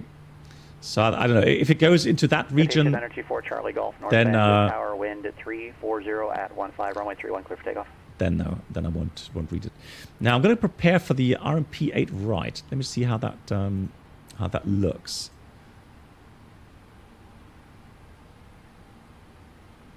And that goes from Jaeger. That looks interesting.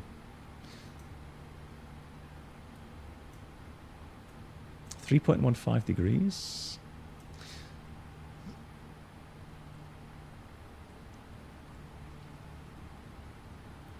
Yeah, and again, so Alpha, again, it's a shame that they didn't clarify exactly what switches they had installed, right?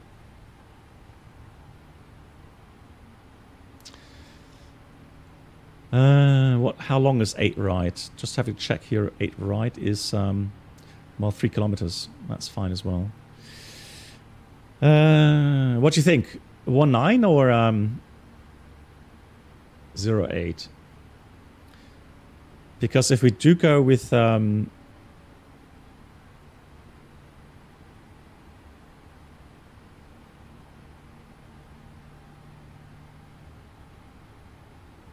Good night. Black Ghost, Box. good night to you. Thank you so much. Bye. Yeah, we'll do. Okay, Ghost, take care. Stay safe. Yeah, that's the thing, though. I honestly, Yoda, they were somewhat open in that report, in that regard. All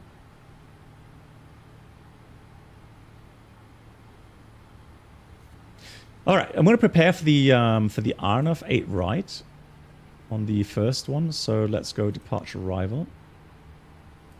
Arrival. Let me put data in here. Let's scroll that down a bit.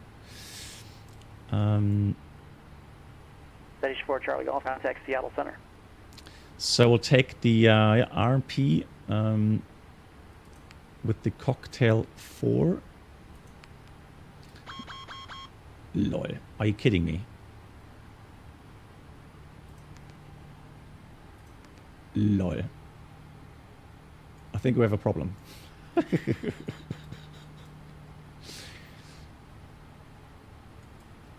Timeout reselect. Oh no. Seattle Center citation 9024 Charlie. Now we have to call in there. We're unable Arnav. 230 off in North Bend. Number 924 Charlie Golf, Seattle Center. Thank you. Radar contact. 8 miles west, North Bend VOR. Altimeter there 29er, 9er.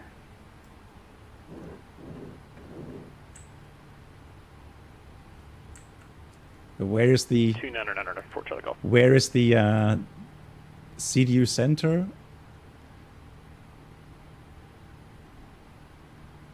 CDU left. Let's try that. And then it's also FMS, isn't it? Hang on, it should be FMS, right?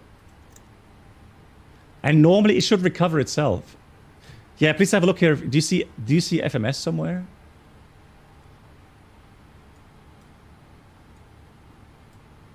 So all 3 of them are. Oakland Center from American 7254.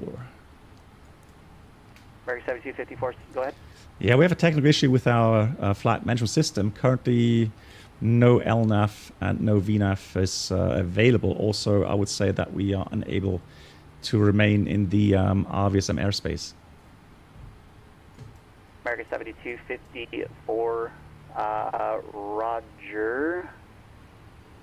And let's have you fly heading 120 for now. Descend and maintain flight level 270. I'll have further for you in a moment. Okay, that's copy. Thanks for the help. Descend flight level 270, turning left on a heading of 120, American 7254.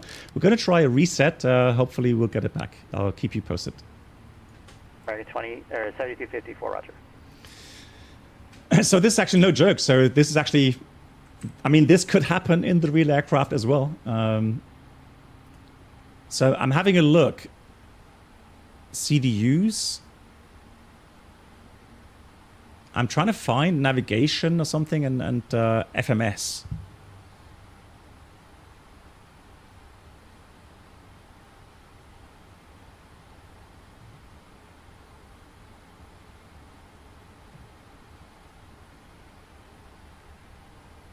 Comms displays. So let's do this with lever change. I want to get out of the... Now, there are no other circuit breakers, right? These are the only circuit breakers that we have available. And the problem is I can't get... Right, anyways, let's do the checklist in this case. I'm going to go with the abnormal checklist, FMC, first. Maybe we're going to get an answer in that. So, FMC checklist. Condition, one of these occurs. The FMC selector is in left and the left FMC is failed.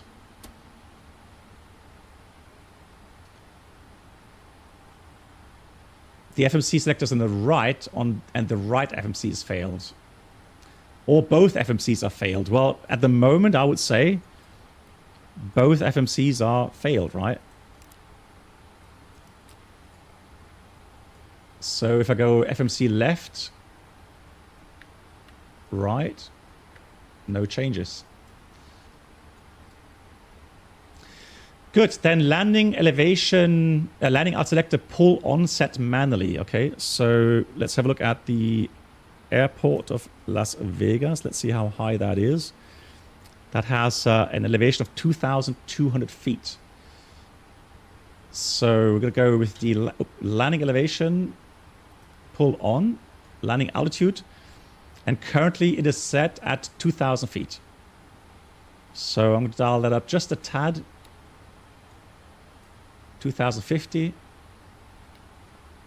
2,100. Let's do 2,150. Good. And do not accomplish the following checklist, landing altitude. You see, that's why I've chosen the FMC checklist first. Because now, if we had started with the landing altitude checklist, we would have gone the wrong way. So this is one of those instances where we have to choose ourselves which checklist makes more sense. Now that's how pros do it. Thanks. So now there's no more checklists. Checklist is complete. FMC checklist complete. So now we're going to clear that. Recall. No more recalls. Checklist complete. All right. Good. If we can't get the FMC back, so it says, Boeing 777, the flight management system does not have a single dedicated circuit breaker. Instead, the FMS relies on various electrical and electronic systems, each with its own CB panel. Accessing the relevant CB for a specific FMS function would require consulting the aircraft-specific CB list and locating the CB with the affected systems. Okay, so you can't reset it. That's the idea. Okay, interesting. So either it would have come back on its own, which it hasn't.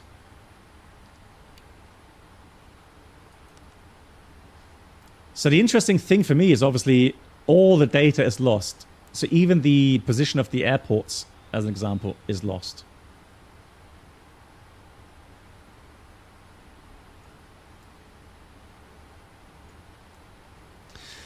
Well, that was interesting. And that's interesting that we got a crash of the FMS by trying to select an approach. Yeah, VOR navigation. Now, there is a way to do backup navigation, right? So, let's have a look.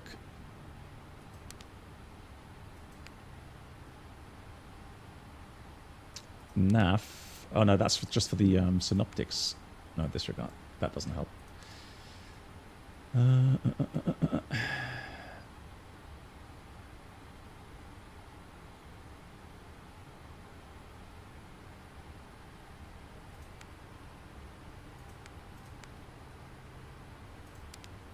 Okay, no, that does not help. Hang on.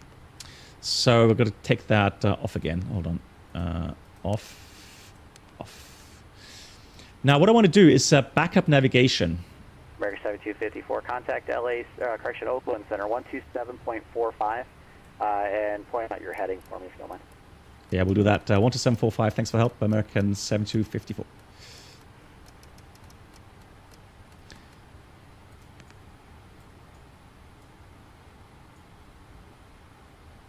Good afternoon. American 7254 Heavy, currently flight level 270 and heading 120, and we are unable enough. We have an issue with the FMS system.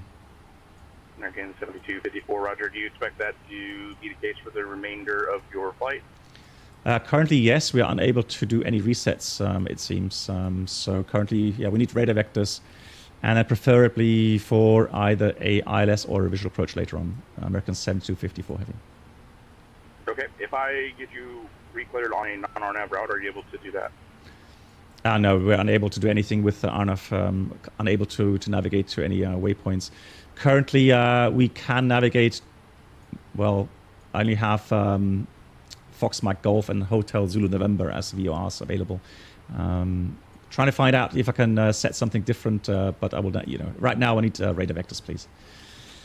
American 7254. So guys, so normally on our 787, we have a dedicated panel where we can select a manual navigation mode to set the RATNAV, but here we don't have anything. So there must be a backup way to access backup navigation, unless that's not really. American 7254, just once more, because I want to make sure I didn't mishear you. If I re-clear you via a non-RNAV procedure, that's not going to work for you either? Well, currently I'm unable to dial in and tune any VORs or ADFs, so that would be a negative for now, American 7254. Okay, roger that. Thanks for the clarification.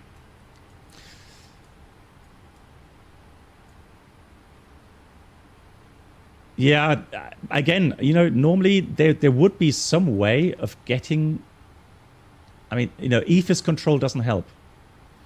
So, you know, we don't have a problem selecting EFIS, etc., etc. So that's not the problem. The problem is I'm trying to find out if I can select VORs manually. Yeah, and that's the problem. If there's no separate panel.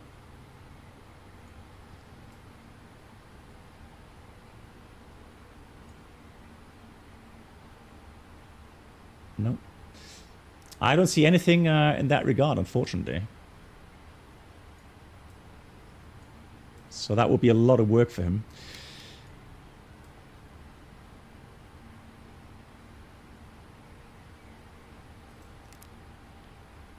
So NAV CDU, again, you know, I'm trying to. It's a bit different compared to the 787, and the 787 has a different panel.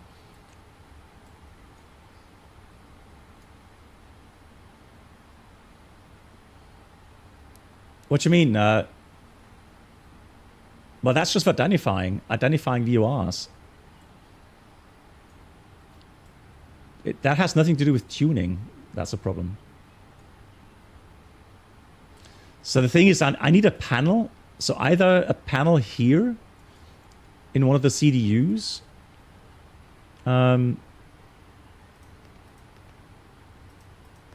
or a physical panel, and I don't see that. That's a problem. Good question. I do have random failures active. Hang on, that's a good question.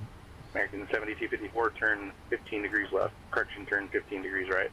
15 degrees right. Heading will be 135. American 7254 heading.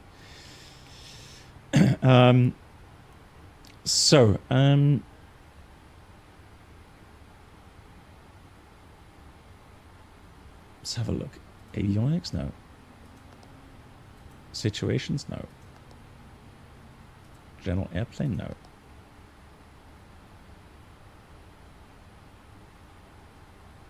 Where was hang on. Airplane failures. There we go. Failures control. Now I'm going to do a reset all failures, okay? Hang on.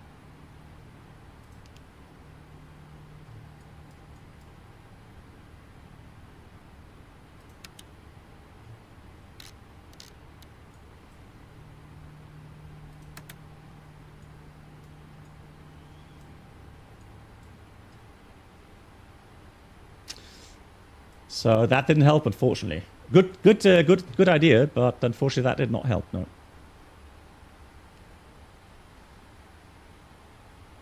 Okay, thanks, Bruno. So Bruno checked. Thanks for the help, Bruno. So Bruno said that there's no backup. So backup is not modeled. Thank you. Okay, well then we're really in a tough place here. So I can only hope that we are going to get an automatic tuning at some point. But I'm pretty lost at this moment regarding that. So the only thing really, and we're lucky that we have good visual conditions, because otherwise I would have had to do an approach somewhere that offers a radar surveillance approach.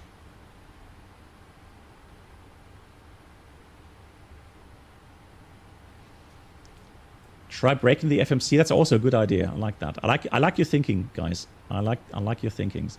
So let me go have a look at FMS. There's no FMS failure. FMC. No, hang on. We found something. Ah, it doesn't work though.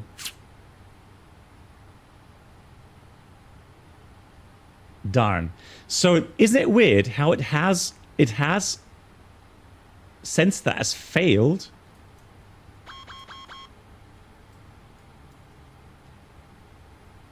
but I can't fix that. Yeah, Aviation, we found it. It is failed. Time to get some popcorn, yeah. Well, the only thing really we can do is we can ask for radar vectors to get us somewhere in line. I think we're going to take 19 in this case. Number 4 Charlie Golf, climb and maintain flight level 350, change to my frequency on 135.15. So have him maintain flight level 350 and switch to or 135.15, citation 924 Charlie Golf. click on the failed. Yeah, because then it tells me fixed, but it doesn't fix it. That's the problem. It just resets. So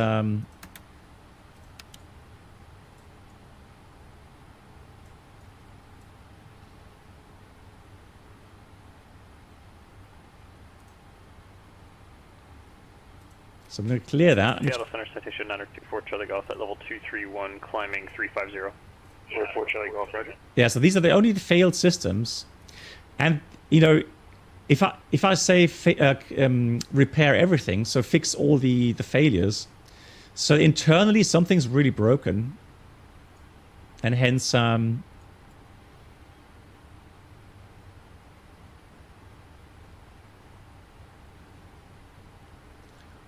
can't fix it. Good, guys, we're gonna have to accept the fact that we're unable to fix this. We have just a lucky incident that it's really nice weather.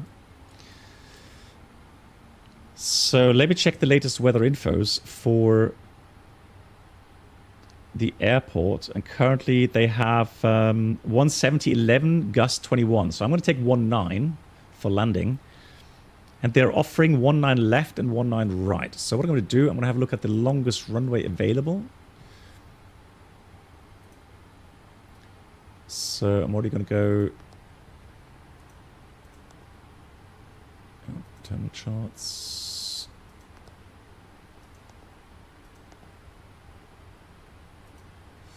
Show menu. Chart clips up. Let's edit the clip. So I'm going to have a look at the ILS. What ILS have we? We've got 2.6 available. We have ILS 1.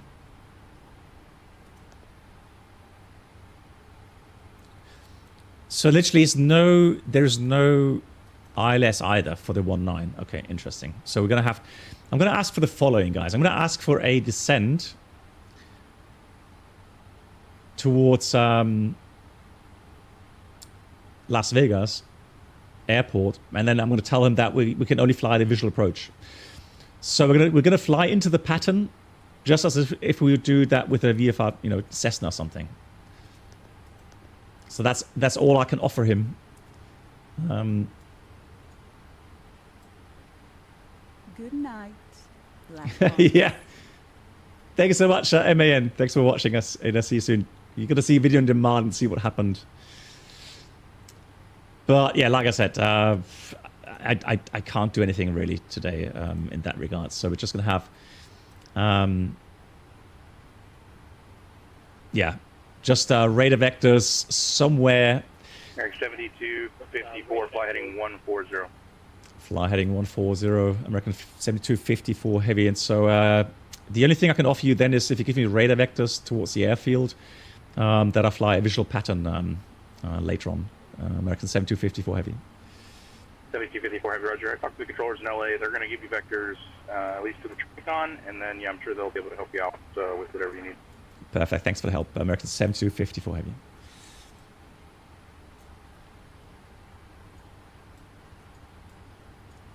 I can't do anything. A fish cup. So I can't access any FMS, any FMC pages. That's the problem. That's the big problem. And that's why I can't access anything in regards to, NAVRAT. I can't set any radios. There's no separate panel where I can do basic kind of backup navigation. I mean, we have that in the 87, but we don't have it here in the 777. So the only thing I was able to do is set the cabin pressure controller. So at least that works. And what I can do as well, I can have a look at the approach speeds in the performance calculator. So if I go to menu, performance, show landing. That's better. Then we're going to go with Las Vegas. I'm going to ask for runway. What runway is the longest? Hang on, runway. The longest one is... Yeah, we'll take 19 left. 19 left. So 19 left, condition dry. The wind is 170 at 11. Oops, no. 170 at 11. Temperature is 41. Blimey, it's hot there. And we have altimeter 29084.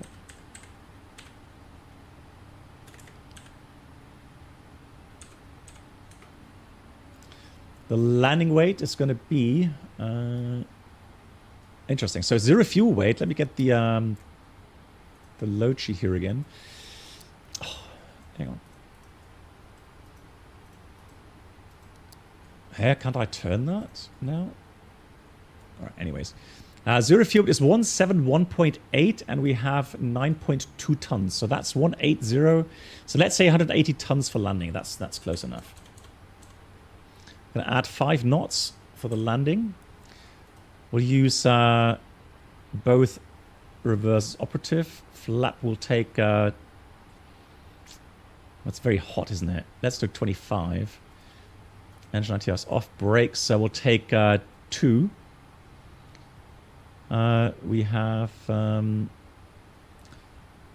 on. Landing...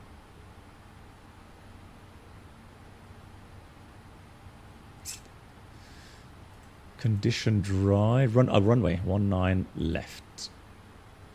Let's calculate that. All right, so we have the VREF 139, and that's plus the 5 knots already. Yeah, so we have 139 knots. So at least we know that 139. American 7254, contact Los Angeles Center 134.65. 3465. Thank you much for the help, American 7254. No problem. Good luck.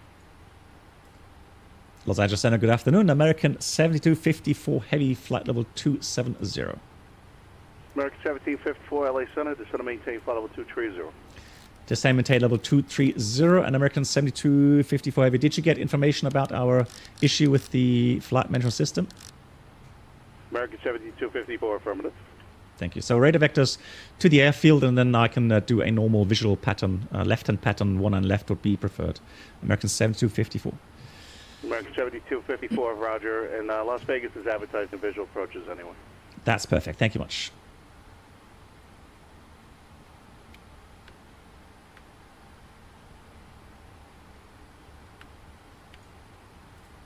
So we do order break 2. They will require 2,400 meters. It tells me approach speed is 144. Okay, and we'll take 144 then. That's fine. 144 knots. And we have 3,000 meters available, 600 meters buffer. So that's fine. We'll take that.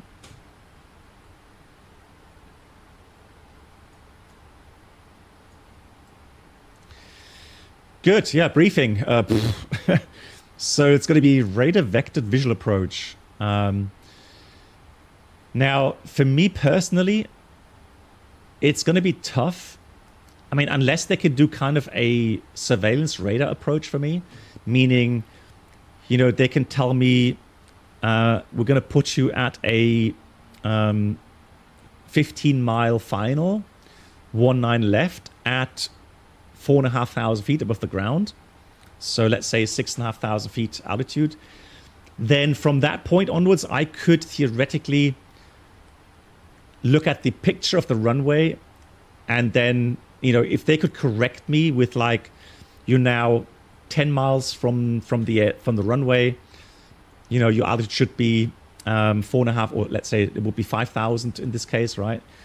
Then I could use that info. Now, if they're unable to provide that, then the simplest thing for me to do is to just simply get cleared down to pattern altitude, overfly the runway midfield, and join a normal visual pattern at 1,500 feet above the airport. That would be the easiest in that regard. But again, it depends on what they can offer me. When I'm with the approach controller, I clarify that. Yeah, we'll see. We'll see how busy they are. But hey, I like the way everybody's chimed in to help out, and I like the way you guys are thinking. Really cool. Just like IRL. So, you know, everybody chimes in and has an idea on how to maybe reset something, or very cool. I love that.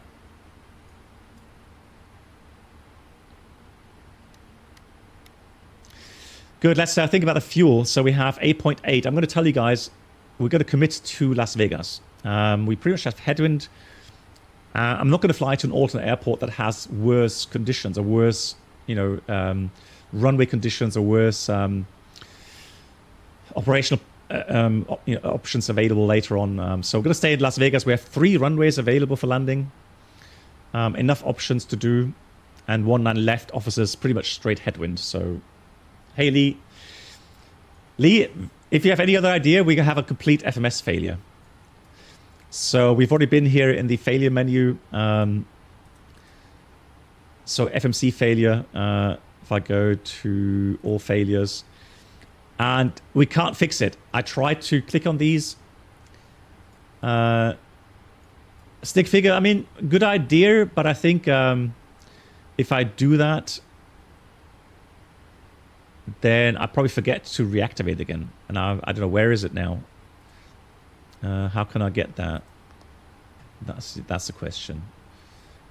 Failure scenarios. Don't have failure scenarios active.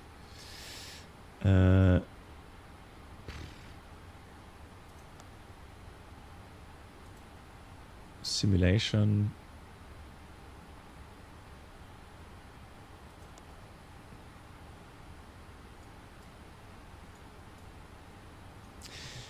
Oh, Daniel. Hey, you are very good indeed. Now, the thing is, let's have a look. Flight failures.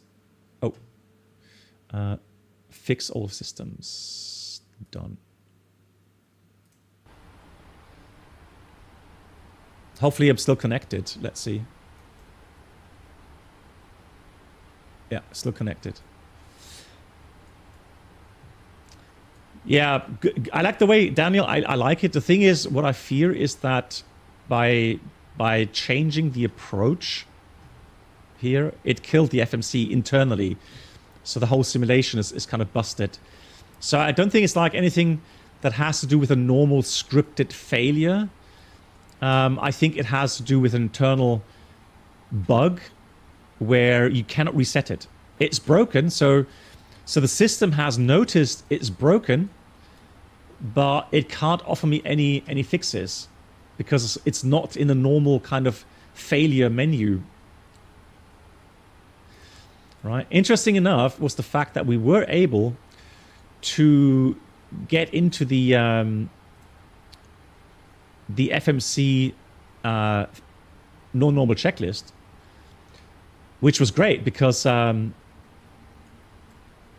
way we could check, FMC, switch the FMCs around, and then get to the landing altitude selector, which is important for the approach. But that was about it. That's all we can do. Yeah, Vikris, I know, right? But I was going to say next week, American right? 7254, turn left heading 120. left heading 120, American 7254 heavy. So for next week, I was actually going to say we're going to do some failures because I'm preparing for my real world simulator check, right? The last one in my career, by the way. And then practice some stuff, but well, this is already interesting, right? And well, when was the update released, Colin? Just now, or because I updated like 6 hours ago?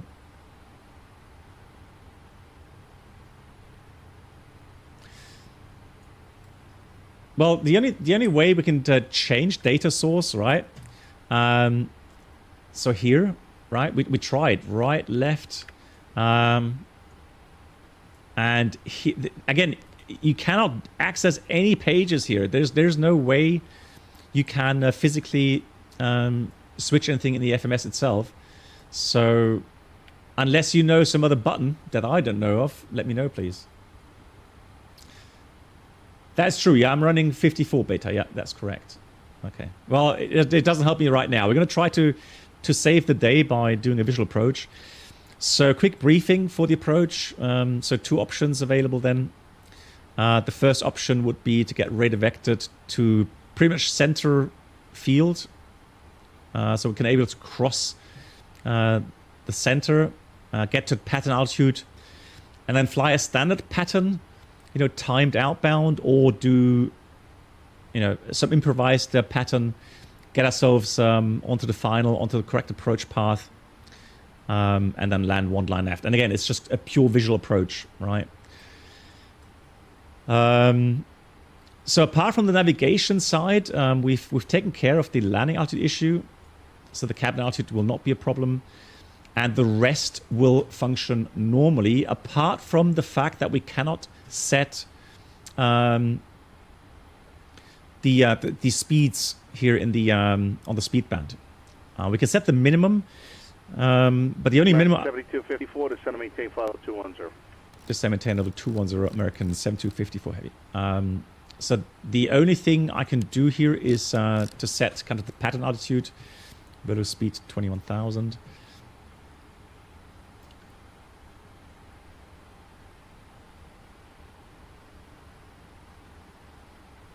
So runway is 2,100, so 3,600 would be the normal pattern altitude. So let's set that.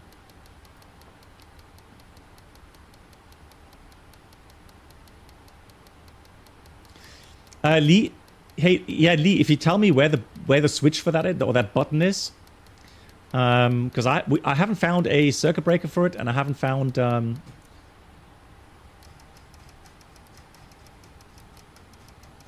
any other option to reset, so switch off the FMS and restart it again. Because that would have been the easy part, right? If you have a circuit breaker for the FMCs. I mean, there's CDUs, but the CDU doesn't help. That's just the box itself.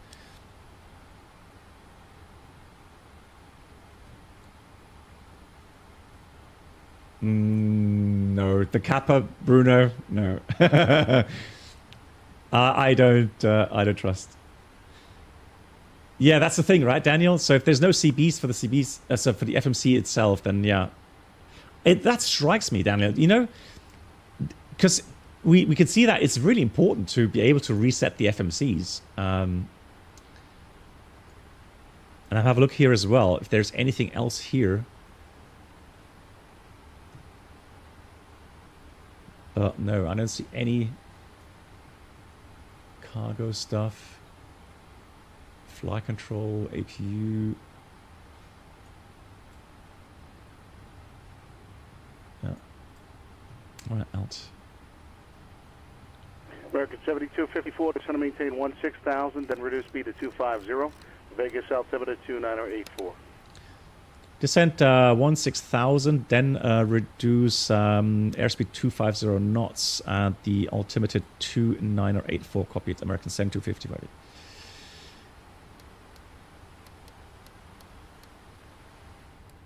So 29084. I'm going to recheck that with my written ATIS. Yeah, that adds up. 2984. What's that? Hit 2984.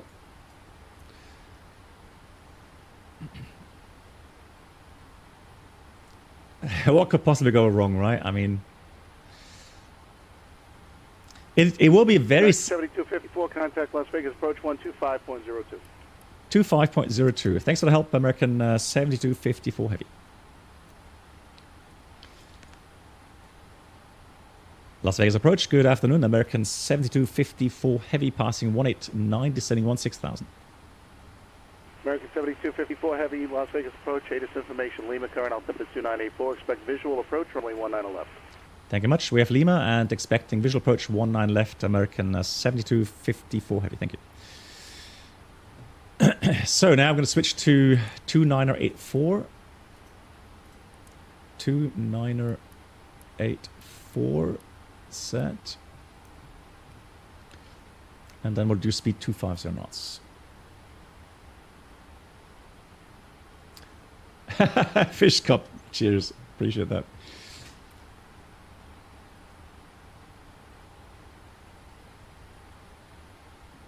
Well, Daniel, I mean, you know, honestly, I would probably think, you know, if there's nothing that speaks against FMC reset. I mean, the FMC is gone right now, right? So if there's a possibility to get it restarted by switching it off and on again, it's worth a try, because that could really help to improve our situation, right?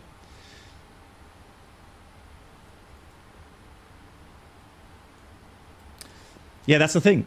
So in order to get that FMC prompt back, we would have had to, you know, be able to do a reset somehow. Yeah, exactly. Have you tried switching off and on again? Yeah, so cool. All right. Anything else we can do? Well, let's read the 7254 Heavy, change my frequency 125.9. 25.9. I copied the American 7254 Heavy. So let's do normal menu.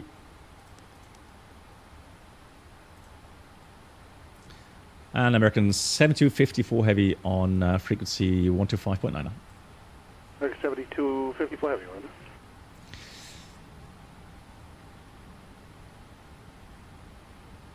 Yeah, Jan, I broke it by changing the recall is checked. Changing the approach in the FMS. Right, notes, no notes. Auto brake 2. Landing data. Well, we have the VREF. Hang on. VREF 139. Flaps 25. 7254 Heavy, turn left heading 100.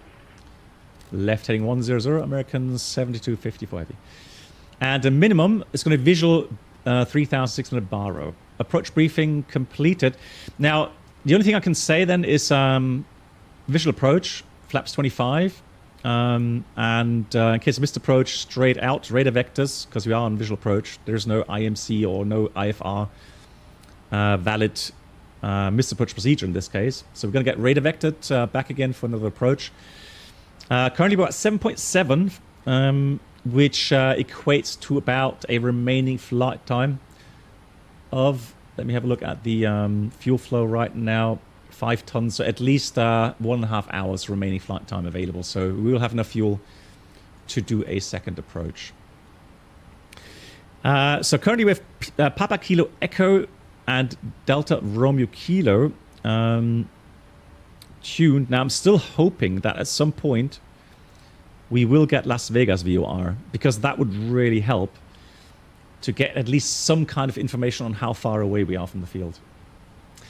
Yeah, Aviamar, so I can use, that's good thinking as well, right? We can use the autopilot for basic selection. American 7254 Heavy, can you turn 10 degrees to the right, please? Yeah, sure. Heading 110, copied, American 7254 Heavy. No, I'm all right. I see it as a challenge. John Wayne delivery, serious. But again, if the weather had been bad, so if we didn't have visual conditions, then I think we probably would have had to divert somewhere. cleared to Palomar Airport, muscle where we eight can departure, get data vectors to Dana. a Then surveillance as radar approach. Maintain 5,000, departure frequency 128.1, squawk 5616. So special threats. Specials. Probably we won't get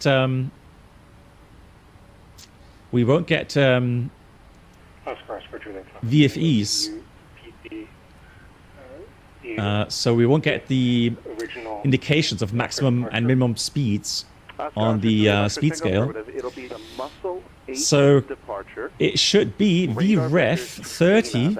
Delta, Alpha, November, Alpha, VREF 30 Hotel, plus 100 for 23, clean, then as filed. plus 80 flaps 1, plus 60 flaps 5, Carlsberg, it'll be the muscle departure. plus 40 flaps 15, Victor 23, then as filed. and then plus 20 for 5,000, then departure 128.1, squawk 5616. Oscar for Juliet. Yeah. Oscar, Juliet Foxtrot Tango, read back as Yeah, the correct. limit Understand speeds, for the yes, I2. that's a good idea. The limit speeds we can use here, but these are the maximum speeds. I'm American thinking 7254 heavy to maintain 1000. to maintain 1000. American 7254 heavy. I'm thinking about the minimum speeds. So the slowest speed I can go in order to. Yeah, it is plus 84 flaps 1, exactly, right? So it's 104 clean, 80 flaps 1, 60 flaps 5, 40 flaps 15, 20 for the flaps 20, and then you go 25 final. Yeah, so I think that will keep us safe. So that's the idea. So for go around, well, I tell you what I'm going to do then, just for simplicity. I'm going to go with flaps 30. So then we have the VREF 30. I'm just going to put this to 0. I want the raw VREF speed. So 128 is the normal VREF speed. So 133 is the approach speed later on. So 228 knots is our minimum clean speed. All right. And 208 is flaps 1 speed. Yep, exactly. That's what I have as well. Bruno, thanks. Appreciate it. Yeah, plus 60, plus 40, plus 20. Yep. Thank you much, Bruno.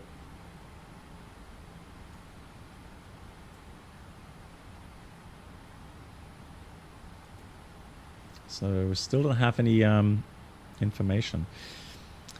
Now the airport should hang on. The airport should be somewhere to the left of us. Oh, there we go. So the problem he has this minimum radar vector. 7254 heavy turn left heading 080. Left heading 080, American 7254 heavy. Right, I'm going to use flight level change now. Do some speed brakes because we have to get down. That helps him. Yep, that's known. American 7254 heavy descend and maintain 8000, then reduce speed to 210. Descend maintain 8000, and then at 8000 speed 210 knots. American 7254 heavy.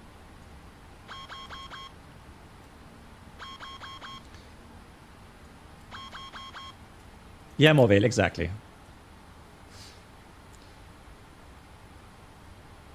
So probably he's going to give me some wide radar vectors for the final 19 left. I mean, that's fine as well.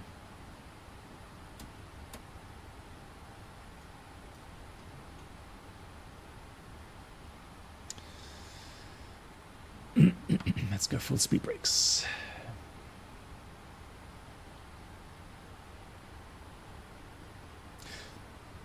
Gamer, no. Right now, the thing is, I mean, you could have declared... American 7254 heavy contact Vegas approach 135.0. 35.0, thank you. American 7254 heavy. So I could have declared a pan, but to be honest, right now, I don't think that would improve my situation. So Las Vegas approach, good afternoon. American 7254 heavy out of 11,000, Trent descending 8,000. American 7254 heavy, hello? Yeah, I have tried down, yeah. I've tried everything. Reset all failures, reset the FMC failure, but it doesn't do it. That's the problem. Unfortunately. Yes, the landing altitude is because it's missing the data, the route data. And so what we've done, we've pulled the landing out selector, and we have set the landing elevation manual to the field elevation.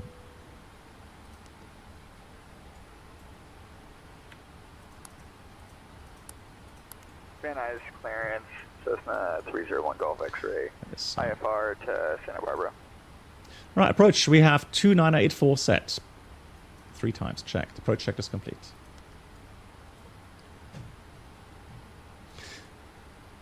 Daniel, I can try again. Have a look. Let's go menu. Let's go airplane failures control. Reset all failures. Golf X-ray Van Nuys clearance. I'll request standby 1. Just 10 seconds.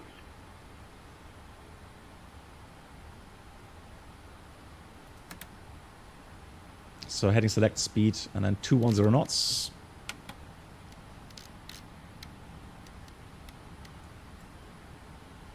Unfortunately, it doesn't reset. Sky 301 Golf X-ray cleared to Santa Barbara Airport. Canal 3 departure. I'll try. I hope, transition. because I'm a bit hard pressed on time. Victor 186. But I'll try. Dino, that's Delta Echo Alpha November Oscar. Victor 27, Quang, direct Santa Barbara Airport. So I'm going to flaps 1 here because we set except maintain 4,000. clean is 2. Expect 6,000. 5 minutes after departure. Departure frequency 134.2. 228 was the clean speed flaps 1. Oh, yeah, clean 220. So flaps 1 speed is going to be 7254 heavy, turn left heading 350 to center maintain 6,000. Heading 350 to center maintain 6,000. American 7254 heavy. American 7254 heavy at 6, reduce speed to 190. 6,000 feet, reduce speed 190 knots. American 7254 heavy. Cessna 1 Golf X-ray, go ahead, be back. Thank you for your patience. Lucifer, hello. Santa Barbara. We're doing a Conga 3 departure, Fillmore transition, Victor 186, Dino, Victor 27, Quang, then direct 2, climb via the SID, maintain 4,000. Fish can know that. Well, there is, but time-wise, we can't do it. 134.2. Unfortunately. Squawk 3170. So I'm already going to put flaps 5. Number 301 Golf X-ray, be back is correct. Max speed 15 is 215 knots. So he's giving nice radar vectors. We pretty much have it on a large downwind now. For runway 19 left.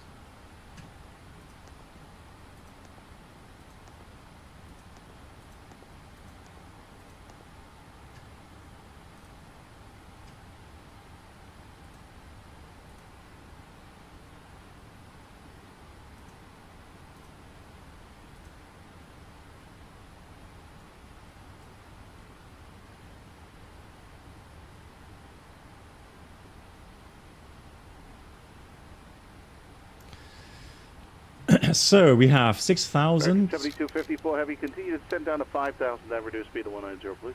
Yeah, reduces speed 190 knots, descending 5,000. American 7254 heavy. And American 7254 heavy, turn left heading 270. Left heading 270, American 7254 heavy. Good. So let's do level change 5,000. American 7254 heavy, Vegas will be at your 11 o'clock at 11 miles. Advise what you have the airport inside. American 7254 heavy, we have the airport inside. American 7254 heavy, just to verify that's at your 10 o'clock, correct? That's 10 o'clock inside, 1 on left also inside. American 7254 heavy. American 7254 heavy, cleared visual approach only 19 left, contact tower 118.75. 1875 and cleared for the visual 19 left. Thank you very much for the help, American 7254 heavy. Good. So I'm going to level up 5,000 initially. Skywagon number 232 Alpha and copy IFR cleared, Santa Barbara. Number 232 Alpha Kilo, Santa Barbara clearance, cleared And I'm going to go down to pattern altitude 3,600 Fly heading feet. 255. Radar vectors to Quang. That's Kilo Whiskey Flaps Alpha 15. November Golf. Direct. Maintain 4,000. Departure frequency 124.7. Squawk 3676. Go manual flight here. All right, on Oxford ground, sorry about the name there. Cleared to Santa Barbara via vectors. So I'm going to take this very conservatively. Yeah, vectors to Quang, direct 4,000, 124.7 departure frequency, and squawk 3676. Flight directors off. Number 232 Alpha Kilo, read back first. Las Vegas Tower, hello from American 7254 heavy left base, runway 19 left, visual approach. American 7254 Heavy, Vegas Tower, wind 170 at 11 gust 21, runway 19 left, clear to land. 19 left, clear to land, American 7254 heavy. So now we're just eyeballing it. So gears down, here comes flaps. And ground, Skywagon 2 Alpha Kilo, ready to taxi. 20. For, Santa Barbara. Gonna arm the speed brakes. With you. Skywagon 232 Alpha Kilo, on ground, runway 25, taxi via Alpha. Set. Taxi 25 via Alpha, Skywagon 2 Alpha. So 133 was the approach speed. I'm going to give myself a little bit more, just a little bit, touch more. Let's do flaps 25. And hopefully at some point we'll be able to, we'll be able to pick up the PARPI lights. Flaps 30.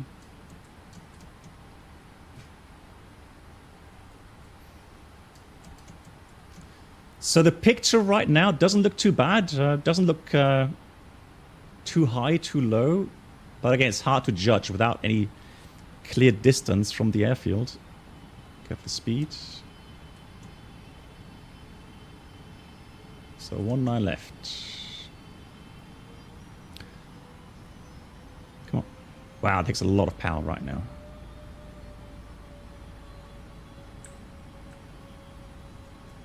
So landing checklist. Yeah, so the thing is, it can't, we haven't selected 25 or 30, we can't do that. So that's why it tells me flaps is open. So we have landing checklist, all except flaps, which just confirmed 30, and that's the landing checklist complete.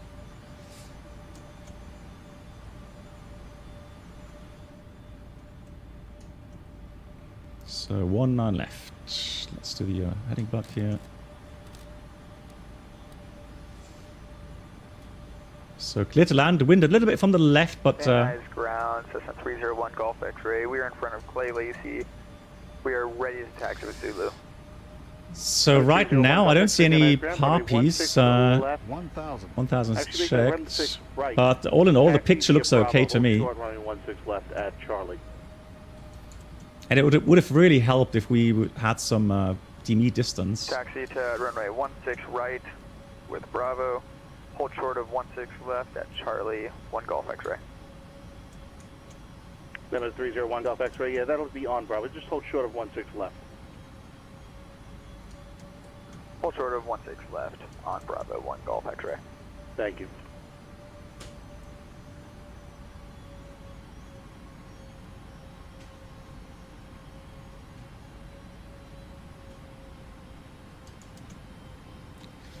So it's quite gusty. You can see the wind trend error, or the speed trend error, moving quite drastically from time to time. I can feel the trim changes happening as the aircraft slows down or speeds up. 500.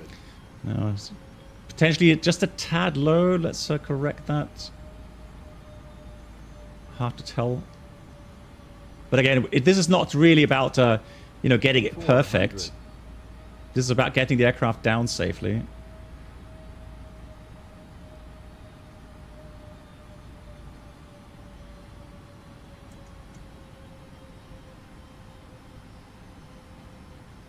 $300.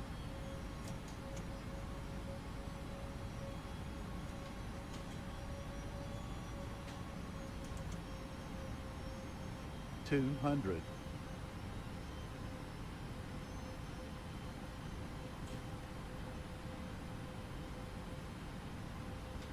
$100. 50, 40, 30, 20, 10. I'll take that. Speed brakes up, reverser normal. Good deceleration. Yeah, Papi would have been nice, would have helped, but didn't see any. Right, let's do manual brakes here.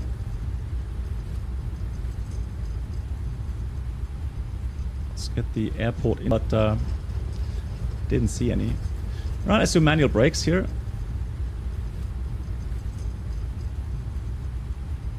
Let's get the airport info chart out.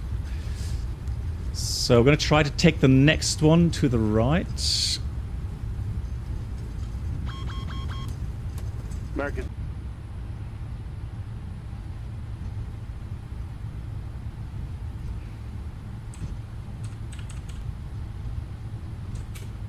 John Wayne ground, Cirrus, Oscar Juliet, Foxtrot Tango, East Side General Aviation Party, ready to... Yep. Cessna 1 Golf X-ray, monitor tower 119.30. 119.30, 1 Golf X-ray.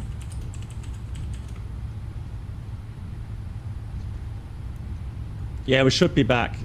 Oscar Juliet, Foxtrot Tango, John Wayne ground, runway 20. Yeah, I dropped some frames there. Apologies. Right, here's Zulu. So 1211 is what we're going to have to dial in. 20 left at Kilo Taxi via Alpha Hotel Charlie Kilo Oscar Juliet, Foxtrot Tango. Anyone know which terminal we park here in Santa Maria ground, in Las Vegas? 5232 Kilo on the ramp by Lima.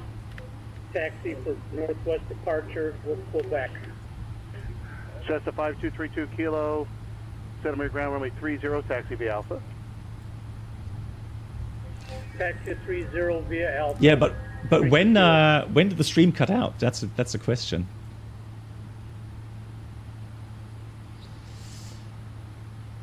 Shall we take which gate shall we take? D gates or Las Vegas ground? Good afternoon, American 7254 holding short Zulu.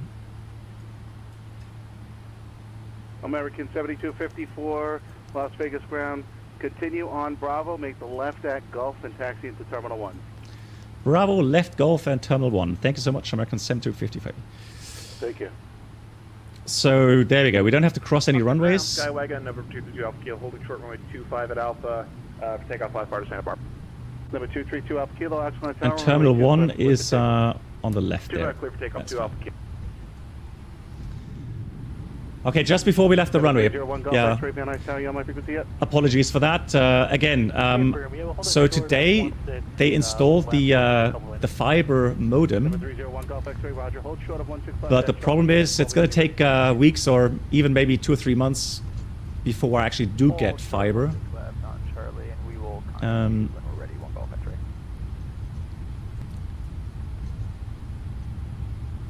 But again, once I have fiber, I'm really optimistic that these connections will be more stable. Manual braking, okay, cool. So not too bad then. Right, so we've got Bravo 7. So this should be Golf in a second here. So there we go. Yeah, that's Golf. I'm going to turn Golf here.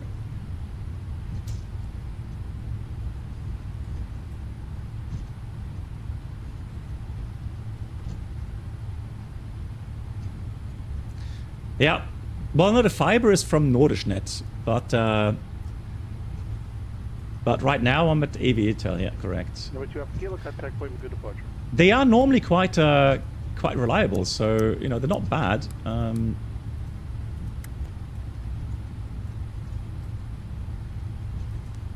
quite happy with them, but sometimes, yeah, on some days I do get some drop frames. Right, I have no idea where I can park here. Which ones are the heavy gates? This looks all right here. Let me park here. Doesn't really matter, does it? So what we're going to do is we are going to go log off PilotEdge. Disconnected. We'll just park here. Yeah, they did a great job. They really helped me with the approach. So what they did was they got me onto nice left downwind, and then onto left base, and from there I kind of was able to look at the runway and then determine the altitude where I should be at. And I think I wasn't far off the optimum path. I didn't have to do any kind of crazy corrections.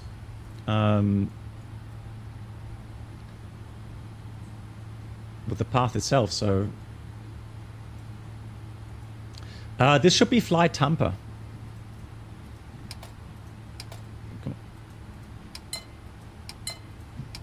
on. This should be flight Tampa, Las Vegas. So we have APU running, so we can switch off the so shutdown items.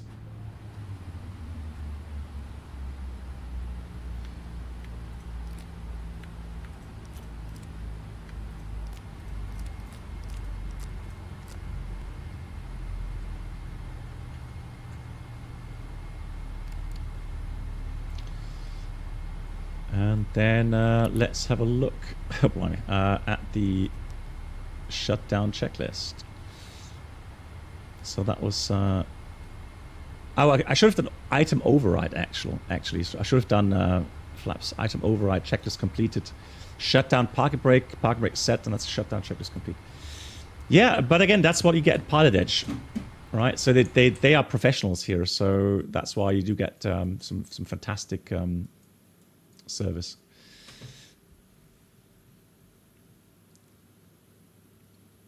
Yeah, so the scenery works nicely. Performance was nice. I didn't have any bigger issues. So all in all, very happy with it.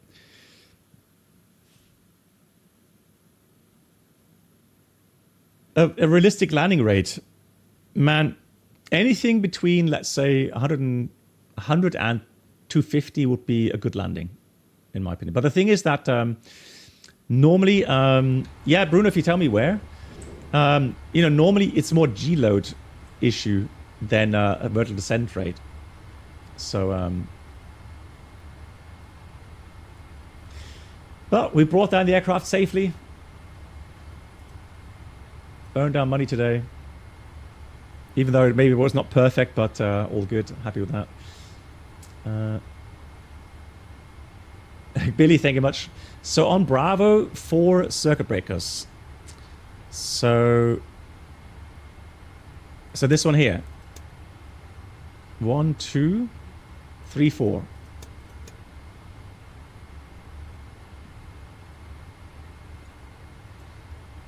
It would be funny if that worked, right? SG fail, okay. So let's push them back in.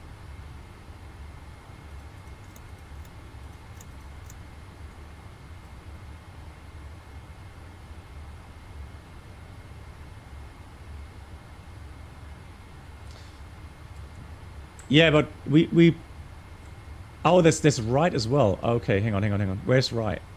Oh, up here. Ah, okay, so we got to do... Let me pull all of them then.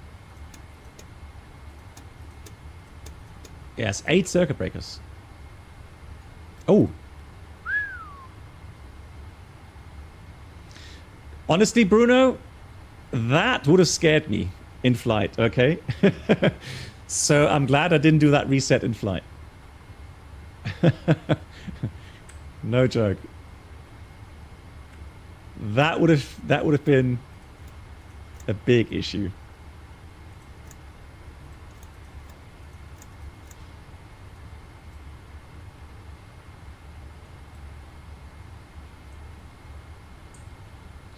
Ah, okay, so the AIMS is the CCR, so Common Core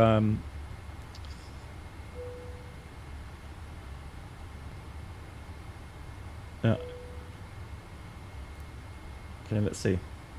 Common Core Resource, it says, yeah.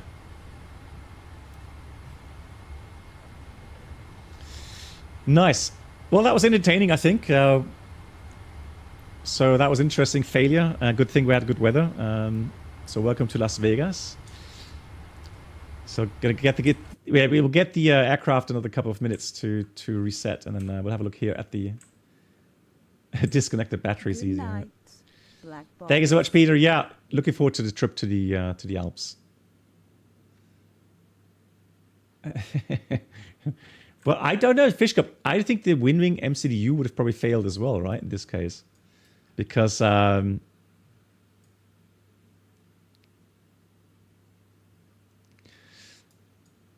it would have had no data to display.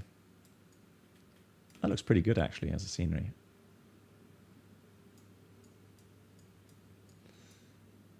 Very nice. All right, thanks so much, everyone. And yeah, thanks again for all the help. Fantastic inputs. Love that. So, yeah, the Common Core resources, it was a joke, Fish Cup. Okay. Sorry for not getting the joke. So, yeah. And the reboot takes some time. There we go. So that's pretty realistic, isn't it? Yeah, it was worth a try, but again, I have a feeling that it's broken in here. So, you know, reset all failures, not working. If we go to failure control, all failures, so they're still failed, and again, trying to fix them, but I can't fix it.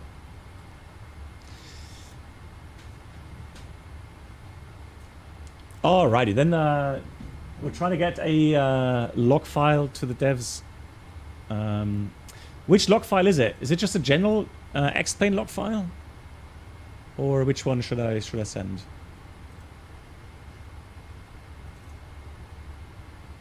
Or does the aircraft itself have a log file?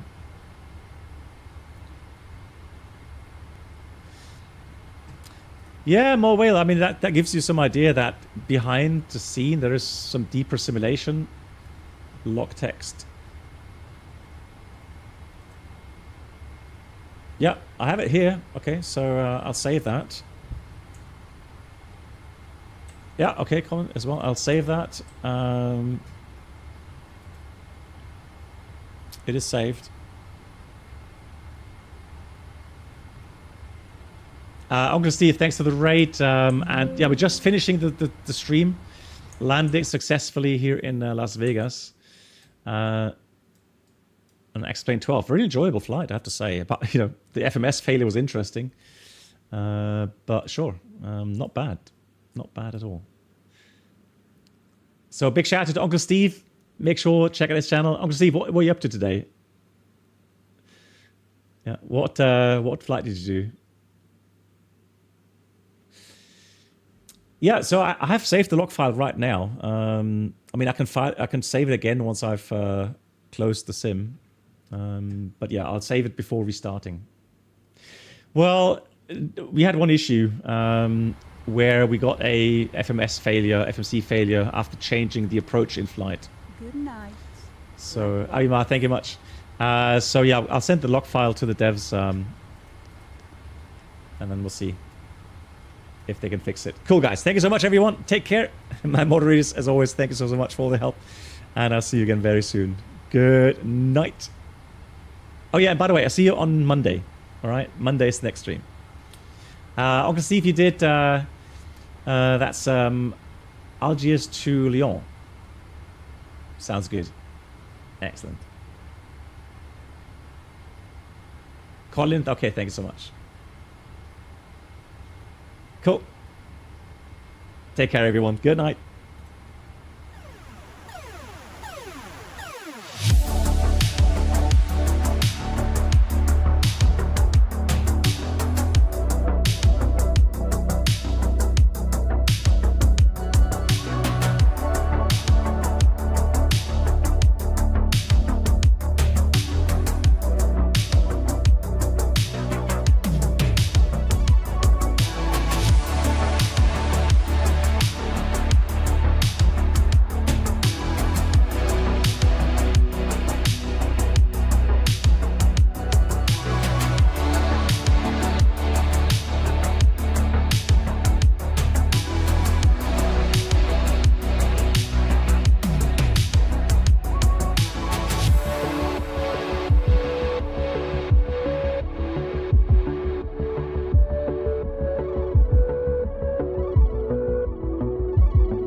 it.